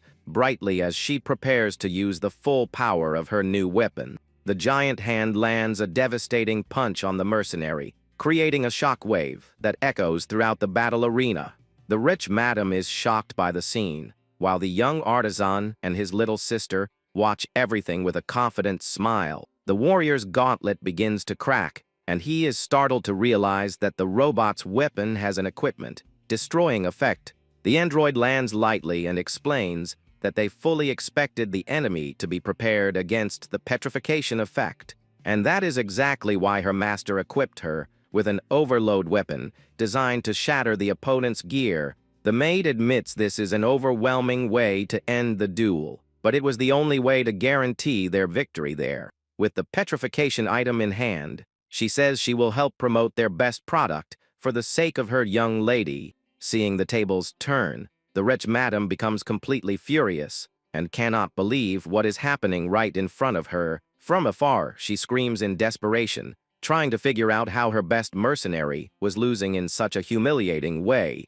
Then, the giant fighter is completely turned to stone, and the announcer calls the impressive comeback with an overwhelming finish. The announcer declares victory for Artisan Soma's representative, the incredible mechanical doll named Eve. The arrogant woman covers her face in shame as the announcer shouts that the weakest class of all just won the duel. Two hooded men run desperately to help the petrified mercenary, not knowing what to do in that situation. In the stands, our protagonist smiles victoriously, with a mysterious gleam in his eye as he watches the result of his plan. The little fairy celebrates on the android's shoulder, and the announcer declares the beginning of a new chapter in the history of the Phantom Labyrinth. A few days pass, and we see a beautiful city with a clear, sunny sky. The little fairy is amazed by the various screens showing the countless crafting requests they have received. With a smug smile, she says she knew her brother's true power would finally be revealed to everyone. In the back of the workshop, the robot comments that she has nothing to complain about as long as sales keep going up like this. The android then serves some tea and warns that from now on, her master is going to work hard like a pack horse. She points out that she fought until she lost her arms, so it's only fair that the boy works until he loses 5 or 6 of his own. The crafter yells that he doesn't even have that many arms, while his little sister just enjoys her tea, ignoring the argument. The little one then looks at them with great gratitude and sincerely thanks them for all the effort they are putting in. The boy and the maid look at the little creature fondly as she continues her touching speech. Floating there, she promises to reward them for everything once she goes back to normal, leaving the two of them deeply moved. But the cute moment is interrupted by an auction notification, and the hero explains that he listed several rare items to sell there. With a smile, he figured the auction would be on fire, and was quite curious to see the final sales results for the items. The screen then confirms that 3 shields and all the other listed equipment were sold. But the real surprise comes next. We find out that the buyer of absolutely everything was the rich madam they defeated in the arena duel. The artisan bursts out laughing, understanding her move, because if the rich lady buys everything, the rarity of the items doesn't drop. His sister and the android are left with their jaws dropping at that woman's bizarre strategy and the amount of money she spent. The boy comments that rich people are on another level, and that, despite the weird logic, they ended up gaining a very profitable client. The screen shows the absurd profit from the sales, and even with taxes and costs, they made a nice fortune toward their goal. The scene shifts to a dark alley, where we see that arrogant mage from earlier walking with an expression of pure rage. He looks at an auction advertisement and immediately recognizes the face of that artisan who humiliated him in the past. With hatred in his eyes, the mage crushes the screen and complains that his life has turned into a nightmare since he met that crafter. Suddenly, a mysterious figure emerges from the shadows and comments that it looks like the mage is going through a hard time. The stranger then offers his strength to the mage, guaranteeing that together they can face that skilled artisan. The mage turns around, startled, and asks how the hooded man knows his name, but soon realizes that's not the most important thing. He draws a glowing dagger and threatens the stranger, saying that if this is a joke, the guy won't leave there in one piece. But the hooded man is much faster and strikes the dagger into the mage's back, bringing him to his knees instantly. The mage cries out in pain as a strange blue energy begins to take over his entire body, without him understanding a thing. Then, the mysterious figure holds the glowing dagger and asks the mage to accept that power without any resistance. An intense blue light erupts from the wound, and the mage lets out an agonizing scream as the energy completely consumes him. Back in the present, the protagonist says that with all this money, it is finally time to execute their next plan. The mechanical maid listens closely to her master's plan with a serious expression on her face. Looking at the beautiful houses in the city, she asks if this was the next step he had mentioned before. Our hero confirms this as he opens the door to an establishment, saying he had this in mind for quite some time. Upon entering the place, a suited man greets them, saying he was already expecting a visit from the famous artisan. With a professional smile, the guy confirms the boy is there to rent a shop, and he replies that he will decide after seeing it. The man explains that explorers can rent buildings to set up their own businesses on the surface. He then points out that managing a place like this isn't complicated, because the system handles transactions automatically. The little fairy questions the high rent price, since they could just sell things for free in the labyrinth. The broker laughs and says there are many benefits to having a fixed shop, such as securing a workforce. Furthermore, a rented shop doesn't need constant supervision, allowing them to explore and sell at the same time. But the protagonist's little sister squints suspiciously and asks if there isn't something weird about this whole story. She points out that a prime property in such a busy area shouldn't be completely empty like that. The man gets startled by the question, and the android glares at him, making him stammer and guarantee that the property is safe. He then begins to list the advantages of the 3-story building, featuring a residential area and a large warehouse. Sweating cold, the broker starts stammering as he is about to reveal the real reason the place is empty. Suddenly, he admits there is a ridiculous rumor that the place is haunted, and the little fairy panics right away. The little one gets terrified, and the man tries to calm her down, saying it is just a baseless rumor meant to scare people. Trembling with fear, she lists the ghost stories she's heard, like customers vanishing and objects moving on their own. Our protagonist flashes a sinister smile and says he would love to meet a real ghost, since he isn't afraid of anything. He theorizes it might be a ghost-type monster that came up to the surface, or just a prank by some explorer. The boy even says he'd prefer it to be a real ghost, and his sister yells, saying she doesn't prefer that one bit. With his cube in hand, he decides to craft some anti-ghost items like holy water and talismans, just in case. At that exact moment, a glowing, ghostly figure suddenly appears behind one of the counters in the empty shop. The blue creature floats silently in the air with empty eyes, and a very scary appearance for anyone to see. The little fairy stands completely paralyzed with fear, her mouth hanging open in pure terror at the sight of the apparition. She points desperately at the ghost and warns her brother that she sees something, but he doesn't understand what she means. The boy looks in the indicated direction but sees absolutely nothing, confused by his little sister's despair. She then realizes it is a real ghost, and the artisan asks her to calm down because he has an explanation for this. The young man calmly explains that many ghost-type monsters can simply turn invisible to others. The robot confirms she doesn't see anything and theorizes that because his sister is a fairy, she can see things they can't. The boy theorizes that what his sister saw must be the source of the haunting rumors, and the little one asks why they are so calm. Still scared, the little fairy tries to describe what she is seeing so they can better understand the situation. She explains that the creature is standing near the counter and doesn't seem to be moving for now.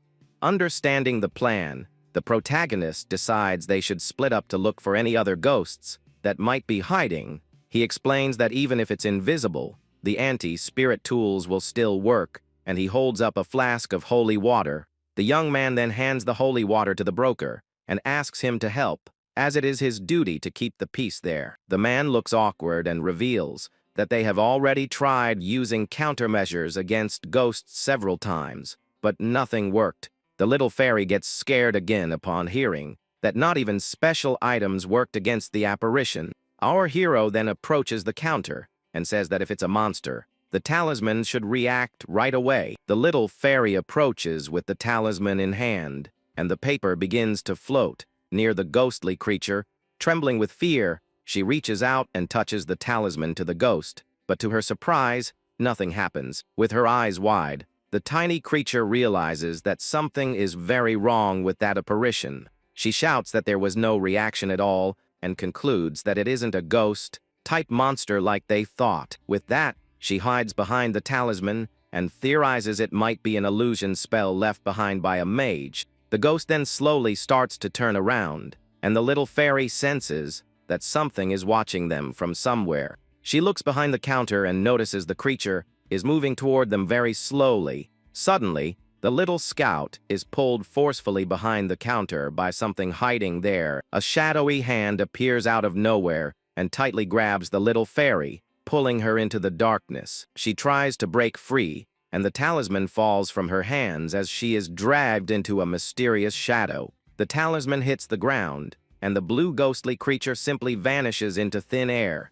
as if it were never there. The little girl screams desperately, trying to reach a distant light, but the darkness quickly swallows her whole. Once inside the shadow, she realizes this isn't a ghost monster and wonders what on earth this thing is. Her eyes widen in pure terror upon seeing the true form of the creature that captured her in that moment. In the darkness, a scary woman with purple hair and cracked skin appears, revealing the ghost's true form. The protagonist stands with his back to the counter and concludes that, at the very least, there is something weird going on in that building. He turns to the broker and the android, saying he trusts his sister and knows she wouldn't lie about this. The young man shows the talismans and says that to uncover the truth, they need to rule out the possibilities one by one. He remembers when he was a kid and wished ghosts were real, but unfortunately, no one ever showed up to visit him. The broker suggests that the labyrinth might be a special case,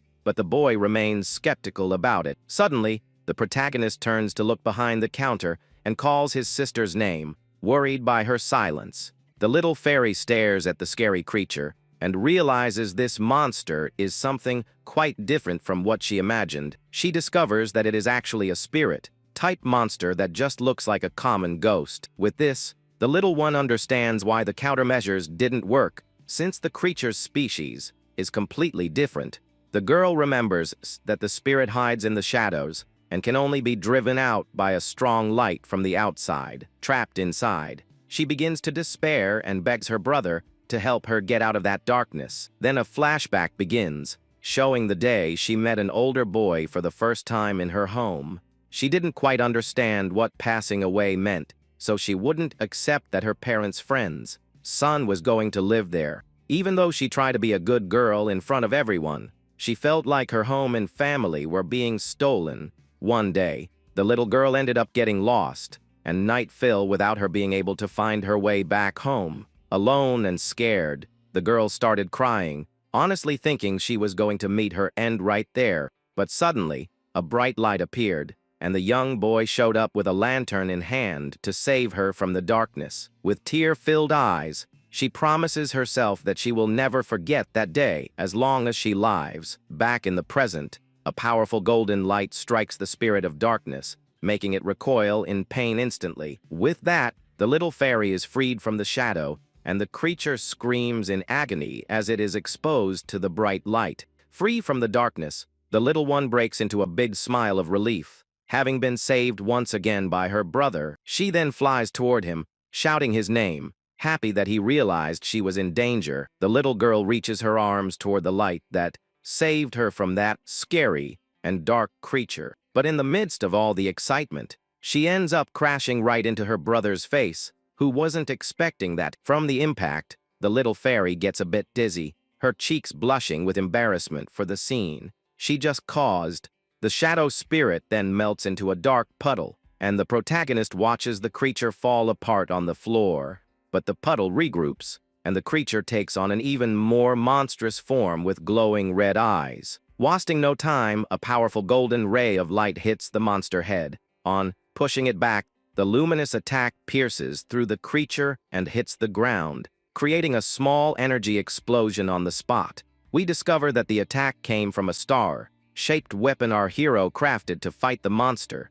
The spirit begins to disintegrate in the light, and the boy says it is time to blow that thing to pieces once and for all. The broker praises the young man's quickness, and the artisan explains that all he needed was the talisman his sister dropped. He figured out that what captured her was something that looked like a ghost but wasn't, and the prime suspect was a shadow spirit. Then, he used the light from a solar mirror to force the creature out of the shadows and finished it off with the light weapon. The boy then says he knew where to strike, because the little one probably saw something important, which leaves her confused. It is revealed that the first apparition she saw was just a decoy watching them from afar behind the counter. The little one realizes she was attacked when she tried to see what the decoy was looking at, and that there were two creatures there the whole time. She is shocked by the revelation and wonders how her brother and the others didn't notice the presence of the second creature. At that moment, the blue ghost begins to fade into thin air in front of the broker and the mechanical maid. The little fairy then remembers the rumor about the adventurers who vanished after being attacked by ghosts. She theorizes that the ghostly figure was the spirit of an explorer who wanted to get revenge on the monster that defeated him. The scene shifts to a dark church, and a voice complains that the shadow spirit was defeated in a pathetic way. We find out the voice belongs to the arrogant mage, who throws his hat on the ground and yells that this shouldn't be possible. Suddenly, a hooded figure appears and laughs at the mage's misfortune, saying it serves him right. The hooded man criticizes the mage's plan, saying it was too complicated to control a spirit to attack the artisan. He asks if the mage is stupid and points out that it would have been faster to use his powerful magic to attack the boy directly. The hooded figure explains that to make someone suffer, it's more effective to target the people around him rather than the guy himself. The mysterious figure then slowly starts to pull back his hood, revealing a cynical smile beneath the shadow. A white-haired man named Diablo is revealed, who was disappointed by the mage's failure to complete the mission. The mage panics upon seeing his superior and stammers, asking why he didn't warn him he was coming here. The mysterious boss then calls out the mage's name, and also the name of the hunter who was with him. With a threatening voice, he says he will not allow them to forget the reason he gave them power. Diablo shoots a cold glare and warns them not to keep disappointing him with their constant failures. A bird-like creature emerges from the shadows and bows before its master, awaiting the next orders. The mage tries to apologize, but the hunter interrupts him, telling him to shut up and sit quietly in his corner. The creature then says it is his turn to act, and that the mage should just watch with his jaw dropped. In his bird-man form, the hunter swears that he will be the one to tear that cursed artisan apart. About half a month after the ghost incident, a crowd gathers in front of a shop in the city. The shop, called Artisan's Workshop, finally opened, and business has been booming every single day since. Our hero explains that he sells the items in the shop and uses the money to buy more materials and craft new equipment. He shares that most of the 10 million they gathered was used for the renovation and the shop's inventory, but the boy sees this as an operational cost and an initial investment so they can profit even more in the future. Thanks to all the publicity, daily sales reach 200,000 gold, with a profit margin of 60 to 70%. Exhausted from working so much, the young man complains to the little fairy, who corrects him by pointing out he repeated the same sentence twice. With the shop running well, he decides it's time to start accepting item crafting orders from clients again. His sister gets super excited about the idea and suggests an order from the Mechanical Doll Appreciation Society. The boy and the maid are shocked by the bizarre suggestion, while the little one tries to explain herself better. With an awkward smile, the little fairy says she has a personal reason for recommending this specific order. She reveals that the president of this club is someone she used to explore with a lot, but they haven't been in touch for a while. With pleading eyes, the tiny creature asks if they can't accept this order for her sake. Our hero then agrees to take the job, and the little fairy celebrates by jumping for joy in his arms. The scene shifts to an outdoor cafe where our hero and the maid wait for the client's arrival. The boy comments that people who love mechanical dolls are usually a bit weird, and he hopes that won't be the case here. Suddenly, the footsteps of someone approaching catch the attention of the group sitting at the table. A woman in nun's clothes and armor introduces herself as Violet and asks if he is Shika's older brother. The woman is shocked to find out that the little fairy is actually Shika, and that she turned into a little monster. Our hero is confused by the situation and asks the woman to explain the details of that order. The fan club president shares that she runs the group and was amazed by the mechanical maid's duel in the arena. She and her friends then surround the robot and begin analyzing every single detail of her as if she were a work of art. The woman starts chatting with the little fairy about doll clothes and completely ignores the artisan. Suddenly, a giant shadow covers the entire city, and a hole opens up in the center of the dungeon below. Our hero notices something weird and looks up at the sky, suspicious of the sudden change in the environment. Without warning, the bird-like hunter dives from the sky and attacks the protagonist with his sharp claws. The boy manages to block the attack with his arm, but is thrown backward by the force of the impact. The villain takes flight again, and the nuns and the maid look up at the sky, frightened by the surprise attack. The creature lands in the middle of the street, kicking up a lot of dust and leaving the surrounding explorers confused. The hunter laughs evilly, saying it served the artisan right for humiliating him in front of everyone. Lying on the ground, the boy recognizes the predator's voice and is shocked to see that a human has turned into a monster. The villain says he came back to finish him off in his new body, which he gained by abandoning his humanity. A bright green light appears on the ground, creating a magic circle that traps the protagonist inside a barrier. The bird man then grabs the boy and flies high, saying he's going to drop him into the dungeon's hole. The villain admits the artisan is strong, but says he wouldn't survive a fall from that height, no matter his hit points. With a parting smile, the hunter drops the boy, letting him fall toward a certain doom at the bottom of the labyrinth. But suddenly, the creature feels something weird and notices that his prey isn't falling like he should. The villain looks down and is shocked to see the boy clinging to his leg with a strange object. We then see that the protagonist used a pair of handcuffs to lock himself to the bird man's leg so he wouldn't fall. With a blank scroll and thunderbeast pelt, the artisan prepares to craft a new item mid-fall. With a confident smile, he says he's taking the villain down with him and activates the lightning spell scroll. The magic surrounds both of them in a circle of golden lightning, and the hunter panics at the trap. A blinding explosion of light takes over the sky as the powerful magic hits them both head on. The bird man screams in pain as he is electrocuted by the magic, but the boy firmly withstands the shock. Even while feeling the pain, the protagonist maintains his focus and makes sure his trap works exactly as planned. The two plummet from the sky, leaving a trail of black smoke and electrical sparks behind. The villain recovers and yells that the artisan shouldn't get cocky over a little greeting like that. Falling headfirst, the boy realizes he still isn't totally safe from that deadly fall. He thinks about crafting a flight item, but lacks the materials, so he decides just to cushion the fall damage. With his cube in hand, he prepares to craft something quickly, since it's better than turning into a crushed tomato. The young man then starts falling toward the city rooftops and needs to act fast to survive. Suddenly, a firm hand grabs his arm, stopping his fall to a certain doom. We discover that the paladin Oliver saved him, and he asks in confusion what on earth happened there. Our hero laughs in relief and says he'll explain everything once they are safely back on the ground. A call screen pops up, and he realizes it's his sister, worried about what just happened. The boy puts on a serious expression as he answers the call, getting ready to explain the situation. His eyes widen upon seeing who is on the other end of the line, and he is surprised by the call.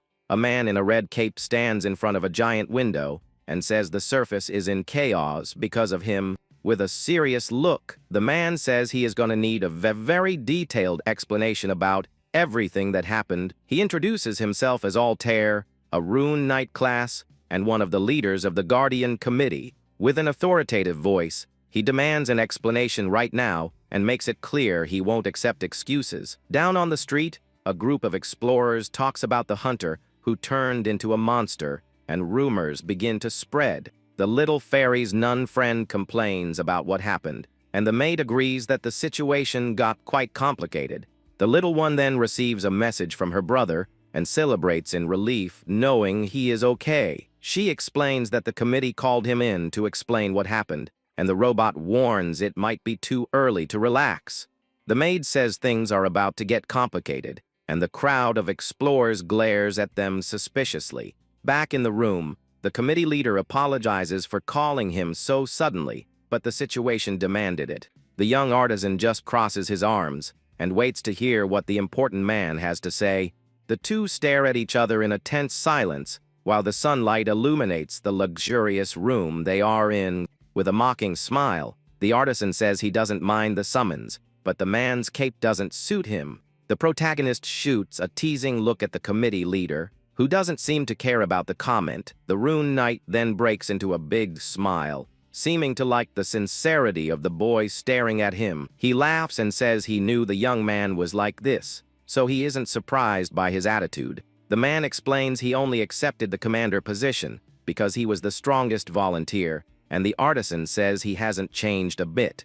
With a serious look, the knight says the bird man who attacked him seemed to be someone he knew. The boy replies that he doesn't care who he was. He just wants to know if the story about humans turning into monsters is true. The commander then confirms that he figured it out quickly and explains that it was just pure luck that one of his subordinates was at the scene. He reveals that rumors about monsterification had been circulating for a while, but the committee never took them seriously. The committee leader says that half of those rumors started with the artisan himself, and the rest were just baseless gossip. The boy shares that he had been investigating and asking questions to find clues about his sister's transformation. But now, with the bird man's attack, these rumors might become a fact and cause mass panic. Suddenly, his sister's friend bursts into the room, screaming desperately that something terrible is happening in the city. She runs in, and the protagonist turns to see what is going on with an expression of surprise. The nun then yells that the city's material shops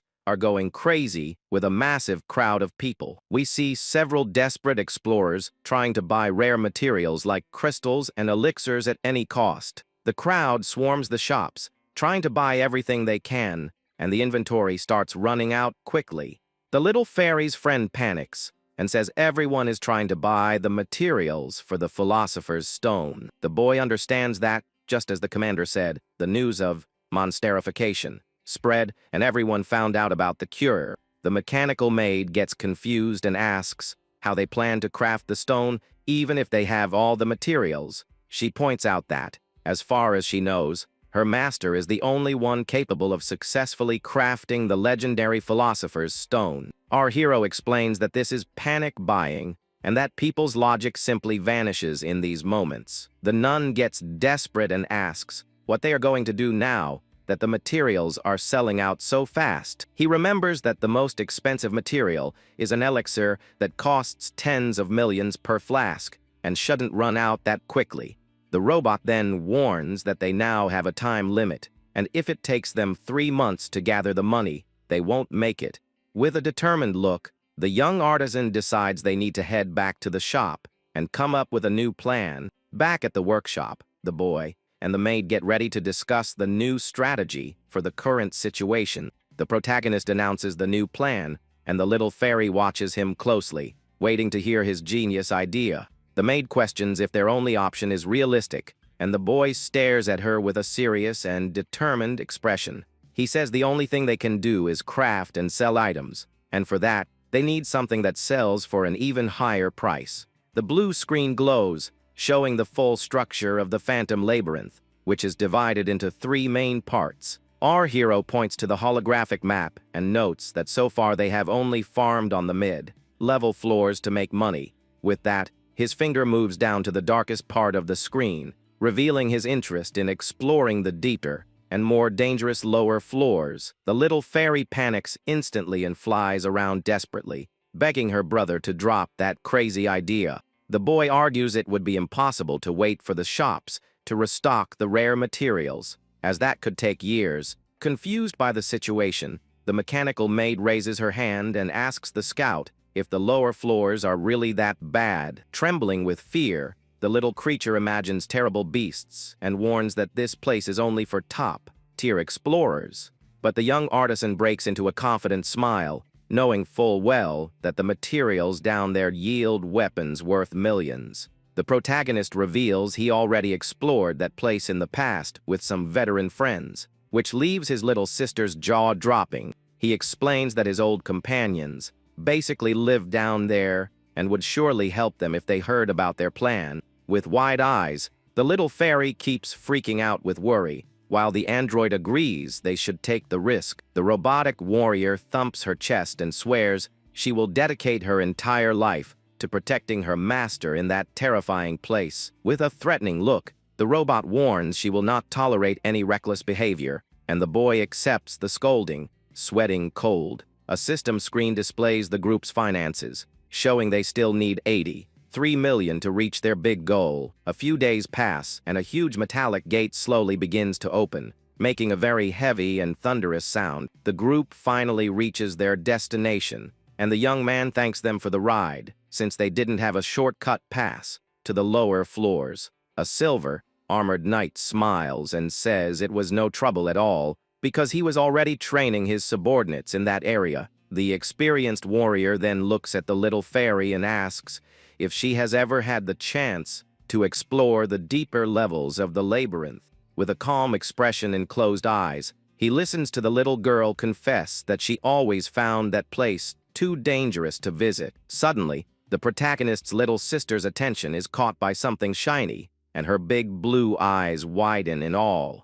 The surrounding scenery is revealed, and we see that the lower level is a bizarre world full of flying islands with volcanoes and waterfalls floating in mid-air. The little scout lets out a cry of total shock, unable to believe that such an absurd place exists hidden deep within that labyrinth. She is amazed to see that the cave ceiling looks like an infinite sky full of white clouds over an endless abyss. The knight explains that the early floors look like normal caves, but the lower levels follow a logic that no one can explain. Standing on a patch of land, they look at the huge elevator while trying to come up with a plan to cross over to the next island. The little fairy breaks into a cold sweat and gets super nervous, realizing that one wrong step there would result in a fatal fall of no return. At that exact moment, a giant winged serpent crosses the sky, and the knight smiles, saying their ride has just arrived. Wasting no time, an archer in the group draws his wooden weapon and aims an arrow of pure glowing energy at the beast.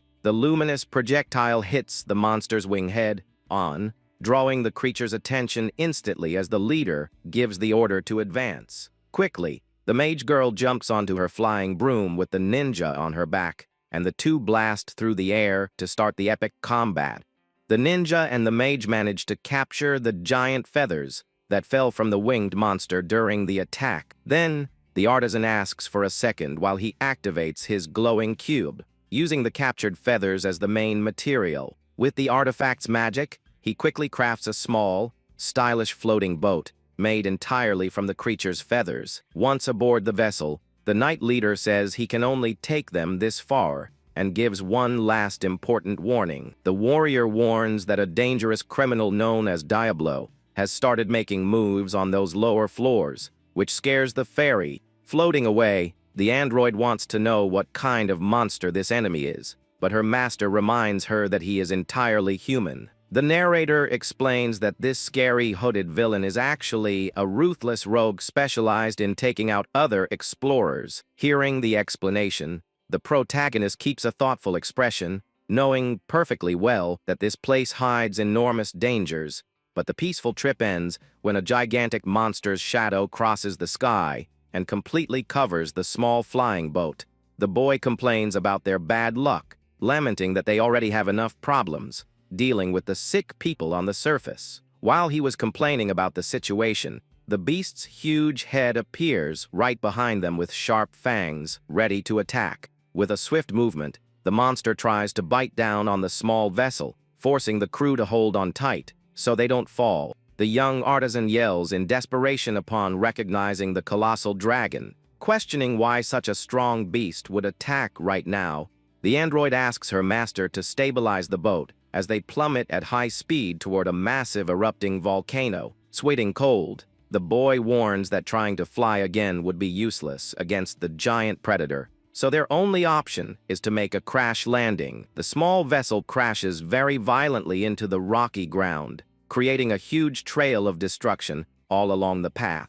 The impact is so strong that the front of the boat ends up wedged into the volcanic mountain's rocks, kicking up a dense cloud of gray dust. Coughing from the dust, the hero and his bodyguard manage to survive that bizarre crash without any serious injuries. The little fairy sighs in relief, but at that exact moment, a gigantic pillar of intense light erupts right in front of them, illuminating everything. From this blinding light emerges a huge golem, made entirely of heavy rocks and boiling lava, ready to destroy the invaders. Quickly, the artisan hides his little sister behind his body and gets ready to fight, watching the fire creature approach. However, the mechanical warrior makes a silencing gesture, asking her master not to draw the attention of the magma monster passing by them. At that moment, the boy hears a familiar voice calling his name and turns around, getting a big scare from the person he just bumped into.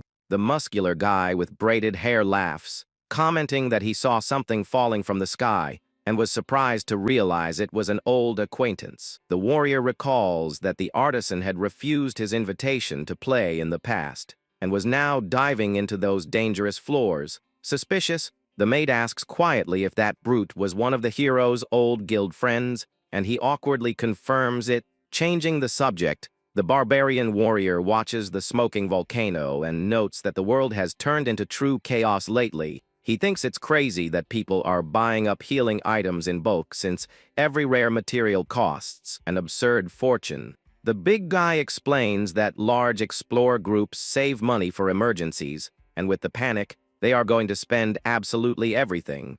Understanding the critical market situation, the young artisan activates his glowing cube. Saying that is exactly why they came down here, the artisan summons a huge glowing red sword and offers it to the barbarian to buy, as if it were an act of charity. Surprised by the speed, the big guy is impressed, while the little fairy sighs, knowing her brother's true intentions. With that, the muscular warrior summons his own giant axe, which emits a strong blue light upon touching the rocky ground. Holding his weapon, the brute states that if the boy has a stronger axe than his, he'd buy it on the spot. The hero smiles, surrounded by several floating magical pieces of equipment, and agrees that crafting things there is much more profitable. Throwing his arms up, the barbarian gets excited and asks if the kid also plans on selling healing items to everyone. The protagonist agrees, recalling that the night group had to return to the surface just to restock. He realizes everyone will need supplies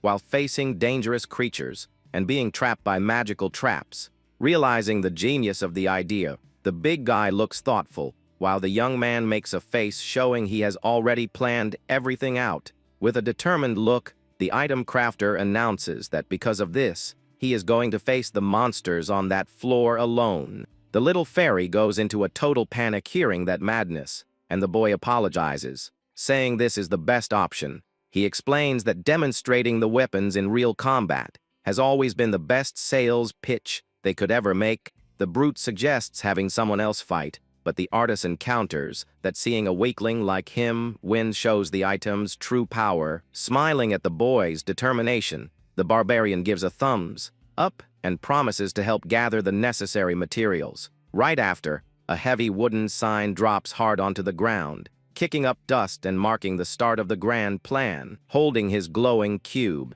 the protagonist officially declares his special shop open on the lower floors of the labyrinth. The scene shifts to a bizarre monstrous plant with tentacles and a large purple eye waiting for prey in the middle of the path. Hiding behind a rock, two explorers watch the creature in lament that the beast has already reached its most dangerous form. The girl in the group holds a communication crystal, sweating cold, while the red, armored warrior grows tense with the situation. Suddenly, our hero runs right past them holding a sword, leaving the two adventurers completely shocked. The young man leaps fearlessly toward the demonic plant with his giant weapon, ignoring the desperate shouts from the duo behind him. With a sharp look, the item crafter activates a green wind magic barrier around his body to protect himself from the impact. One of the poisonous tentacles hits the defense head-on, creating a huge flash as the boy lands firmly on the ground. Then, glowing magic bracelets appear on the protagonist's wrists, transferring an intense red energy into the heavy blade. In a swift motion, he slices off one of the creature's thick arms, making the monster widen its single eye in pure pain. The hero prepares for the final strike, holding his colossal sword that now emanates an incredibly destructive aura of flames. The beast of darkness doesn't give up and raises another huge tentacle, trying to crush the cocky kid once and for all. But the young man is much faster and unleashes a devastating flaming slash that cuts right through the entire mutant plant's body. Watching everything from afar, the two explorers are left with their jaws dropping, unable to believe a simple artisan did that much damage. The monster burns to ashes while the boy pants from exhaustion, proving to everyone the true power of his legendary items. The two explorers run toward the boy, asking how a simple artisan managed to defeat that bizarre creature. With a confident smile on his face, our hero replies that obviously, he used his own crafted items to win the fight. He then begins to show the equipment and explains that he first used a special potion to increase his bodily resistance. In addition, the young man also equipped a magic scarf to block negative effects and some bracelets to gain even more strength. With this, the adventurer duo is completely amazed by the absurd quality of all those glowing weapons and potions. The system then shows that the fire sword was sold for 1 million, while the other accessories also brought in a good amount of cash. Selling various potions and high-quality items, the total profit from this first demonstration reaches the incredible mark of 2 million. Satisfied with their purchases, the two customers wave as they leave, while the boy says goodbye with his back turned and a hand raised. But as soon as they are out of sight, the protagonist lets out a heavy sigh, showing that he is completely exhausted from all the action. He grabs his own shoulder, feeling a lot of pain, because pushing a low-level body like that requires an absurd amount of physical effort. The boy agrees with the barbarian and understands that experienced adventurers would never buy weapons from a stranger without testing them first. However, the live demonstrations worked perfectly, yielding a lot of money in just a few minutes of brutal battling in the labyrinth. Watching everything while hiding behind a rock, the little fairy observes her brother working hard alongside the mechanical maid. With a sad expression, the little girl comments that the blacksmith is clearly pushing past his own limits to get the money. She feels guilty that he is doing all this just to save her, wishing she had never asked to turn back into a human. At that moment, the android interrupts her, warning that giving up on saving the little one simply is not an option for her master. The robot asks the little fairy to think about what the hero would like to hear and advises her to stop apologizing all the time. Instead of lamenting, the warrior suggests that the scout just offer a beautiful and sincere thank you for all the effort he is putting in. With that, the maid raises her arm excitedly, promising that they will give their full support to cover the reckless young man's weaknesses. Back to work, the artisan announces he will do just one more round of exhibitions and asks the two of them to handle the delivery of the items. The plan continues, and this time the boy blocks a devastating attack from a giant werewolf just to show off a shield's defense. The strategy proves to be a huge success, and the sale of that golden shield combined with various potions yields almost 2 million in profit. On another island, he attracts an entire pack of fierce wolves, running at high speed to prove the mobility of his boots. And once again, sales skyrocket, bringing in an incredible 3 million as the golden boots and stamina drinks are sold out. Shortly after, he decides to demonstrate a special pickaxe, but ends up accidentally waking a shadow monster sleeping in the rocks. Despite the unforeseen event, the sale of the pickaxes and some mysterious relics adds another 2,800,000 to the account. Exhausted but happy, the young man sets a heavy wooden box on the ground, showing the last batch of products he prepared to sell. The high-level magic scrolls sell out quickly, adding up to 10,800,000 since they came down to that floor. The scene changes completely, showing a snowstorm where a colossal ice golem walks slowly through the frozen landscape. Without missing a beat, our hero leaps from the sky holding a flaming blade, ready to face the creature and profit even more. The hero attacks the creature with his new flaming weapon and strikes the ice golem's head, generating a strong, warm light upon impact. The huge frozen creature lumbers heavily through the blizzard, while the young man holds his ground fighting on top of it. With that, the artisan lands on the ground and announces that the field test for his meteor mace was a huge success, hoping to find a buyer soon. However, the crystal monster's massive shadow covers the boy's body, revealing that the ice beast is still standing right behind him. Startled, the protagonist turns around quickly and is in disbelief upon realizing that the heavy enemy can still move freely. Wasting no time, the golem raises its giant fist and throws a devastating punch at the young man, who tries to hold up his heavy weapon to defend himself. Then, the boy senses the great danger and raises his mace with his magical gauntlets activated, trying to withstand the blow by any means. The enormous frozen fist approaches at high speed, making our hero sweat cold, knowing things just got really ugly for him. But suddenly, the android slides in and grabs her master's body, saving the kid right as the attack smashes into the ground. Far from the impact, the little fairy flies over to them, super worried, wanting to know if her beloved older brother got hurt. The maid then scolds him, saying that pushing limits is unacceptable, and the young man just scratches his head, agreeing and apologizing. The hero's little sister starts, saying that the three of them together would stand a chance, but quickly falls silent upon noticing a strong, red glare tearing through the sky. Suddenly, a huge and terrifying bolt of red energy plummets from the clouds at high speed, bringing an absurd destructive power. The brutal strike hits the ground with full force, landing right on top of the ice monster and sweeping the area with a blinding reddish light. The force of the impact generates a massive shockwave that pushes the snow away, and the three of them are left paralyzed, watching the giant beast being disintegrated. The attack leaves a colossal crater filled with boiling lava in the center, proving the dark and totally exaggerated force of that mysterious bolt. The boy breathes a sigh of relief, confessing he really thought he was a goner, and the android notices that the entire snowfield has melted. Then, a sinister dark energy begins to rise from the center of the crater, forming a large shadowy pillar that gives our hero the chills. From the intense flames emerges a gigantic and terrifying ancient hell dragon, letting out a furious roar that makes the ground shake. The system displays an insane difficulty level requiring 12 max-level players, and the mechanical maid immediately asks for orders. With the colossal monster roaring in the background, the young artisan shouts desperately for them to run away as fast as possible, because there's no way they can fight. After a lot of running, the group finds a small crevice in the rocks and decides to take shelter inside to escape the flying beast's line of sight. Resting on the ground, the item crafter opens his screens and receives a message saying he is very lucky to stumble upon such a rare being. The voice lists the rare materials the beast drops, but the hero grumbles in annoyance, warning that he would turn to ashes in a second if he tried anything. Even knowing the danger, the person on the call notices the young man's focused look and understands he would never waste a chance to make a profit.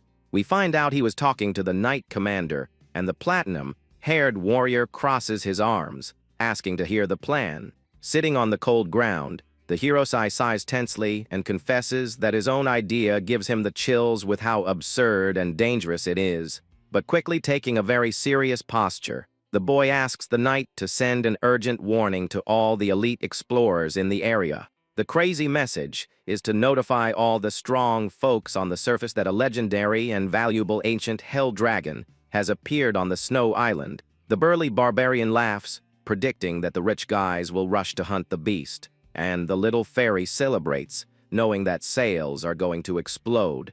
The android raises her arm all excited, and the protagonist smiles, saying they will leave the advertising to the others while they focus on gathering resources. With that, the narrator recalls that during the gold rush, the ones who lined their pockets with money weren't the miners, but the people selling pickaxes. Then, we see our hero walking peacefully through a forest with his companions, and he comments that this time he feels in his bones that the plan was perfect. The scene changes, showing an abandoned city full of ancient ruins, covered in plants as the young artisan asks if his little sister found anything. The little fairy says the treasure should be around there, and the boy agrees, saying that this crystal skull wouldn't just show up so easily. He then explains that if they manage to find this glowing golden skull, they'll be able to craft an absurd piece of equipment and sell it for over 3 million at the auction. With things going well and the path clear,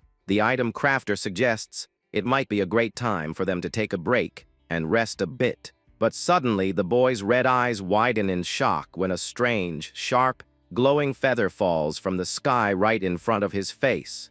In the blink of an eye, a rain of these explosive feathers hits the ground hard, kicking up a dense curtain of dust and destroying the floor around them. The dust slowly begins to settle, revealing the base of a heavy bow striking the rocky ground, showing that the enemy is already very close. Surprised by the sudden ambush, the hero and his mechanical bodyguard look up tensely, trying to see who fired that out of nowhere. At that moment, a giant bird wing slices through the air, while a dreadful voice echoes through the scene, letting out a sinister laugh full of pure malice. Then, the terrifying Birdman appears, landing in style and mocking our protagonist, while a hooded figure watches everything from the background. The winged monster draws his bow, knocking a magic arrow, and reveals he found the group easily thanks to the exaggerated rumors the boy himself spread. Full of hatred, the villain dives from the sky at high speed, yelling that this time there will be no escape,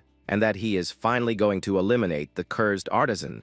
The glowing shot cuts through the wind, like a bright green missile, heading straight for the young adventurer, who doesn't even have time to try dodging. Right after, the creature fires an absurd barrage of magic arrows that fall like a veritable deadly rain on top of our item crafter. However, our protagonist doesn't show an ounce of fear and simply activates his glowing blue cube, complaining that this beast is a very persistent jerk. An intense light appears on his arm, forming a technological metallic device with blades, and the hero quickly prepares to launch his counterattack. The boy activates the shield, generating a massive whirlwind that deflects all the magic arrows and blows the startled mutant bird hard backward. At that, the hooded man finds the scene pathetic and orders the useless beast to fall back, calling for his other lackey, who answers to the name of Great Mage Ignis. The tornado's wind slowly dissipates, while the young blacksmith already draws his heavy blade, getting into a combat stance to face the next challenge. Then, a bizarre spirit with a cracked mask and a giant eye on its belly appears floating, surrounded by a very dark and purple energy. The dreadful creature recalls their last battle, swearing revenge, but guarantees that now the hero will beg for a quick and completely painless end. The bird man bursts into laughter, mocking the fancy new title the monster chose, but the apparition glares at him with a deadly look, demanding silence. Out of patience for jokes, the spirit fires a blast of purple energy that throws the idiot bird far away, proving it isn't there to play games. Showing off its new dark power, the creature warns the boy not to think it is the same weak mage as before,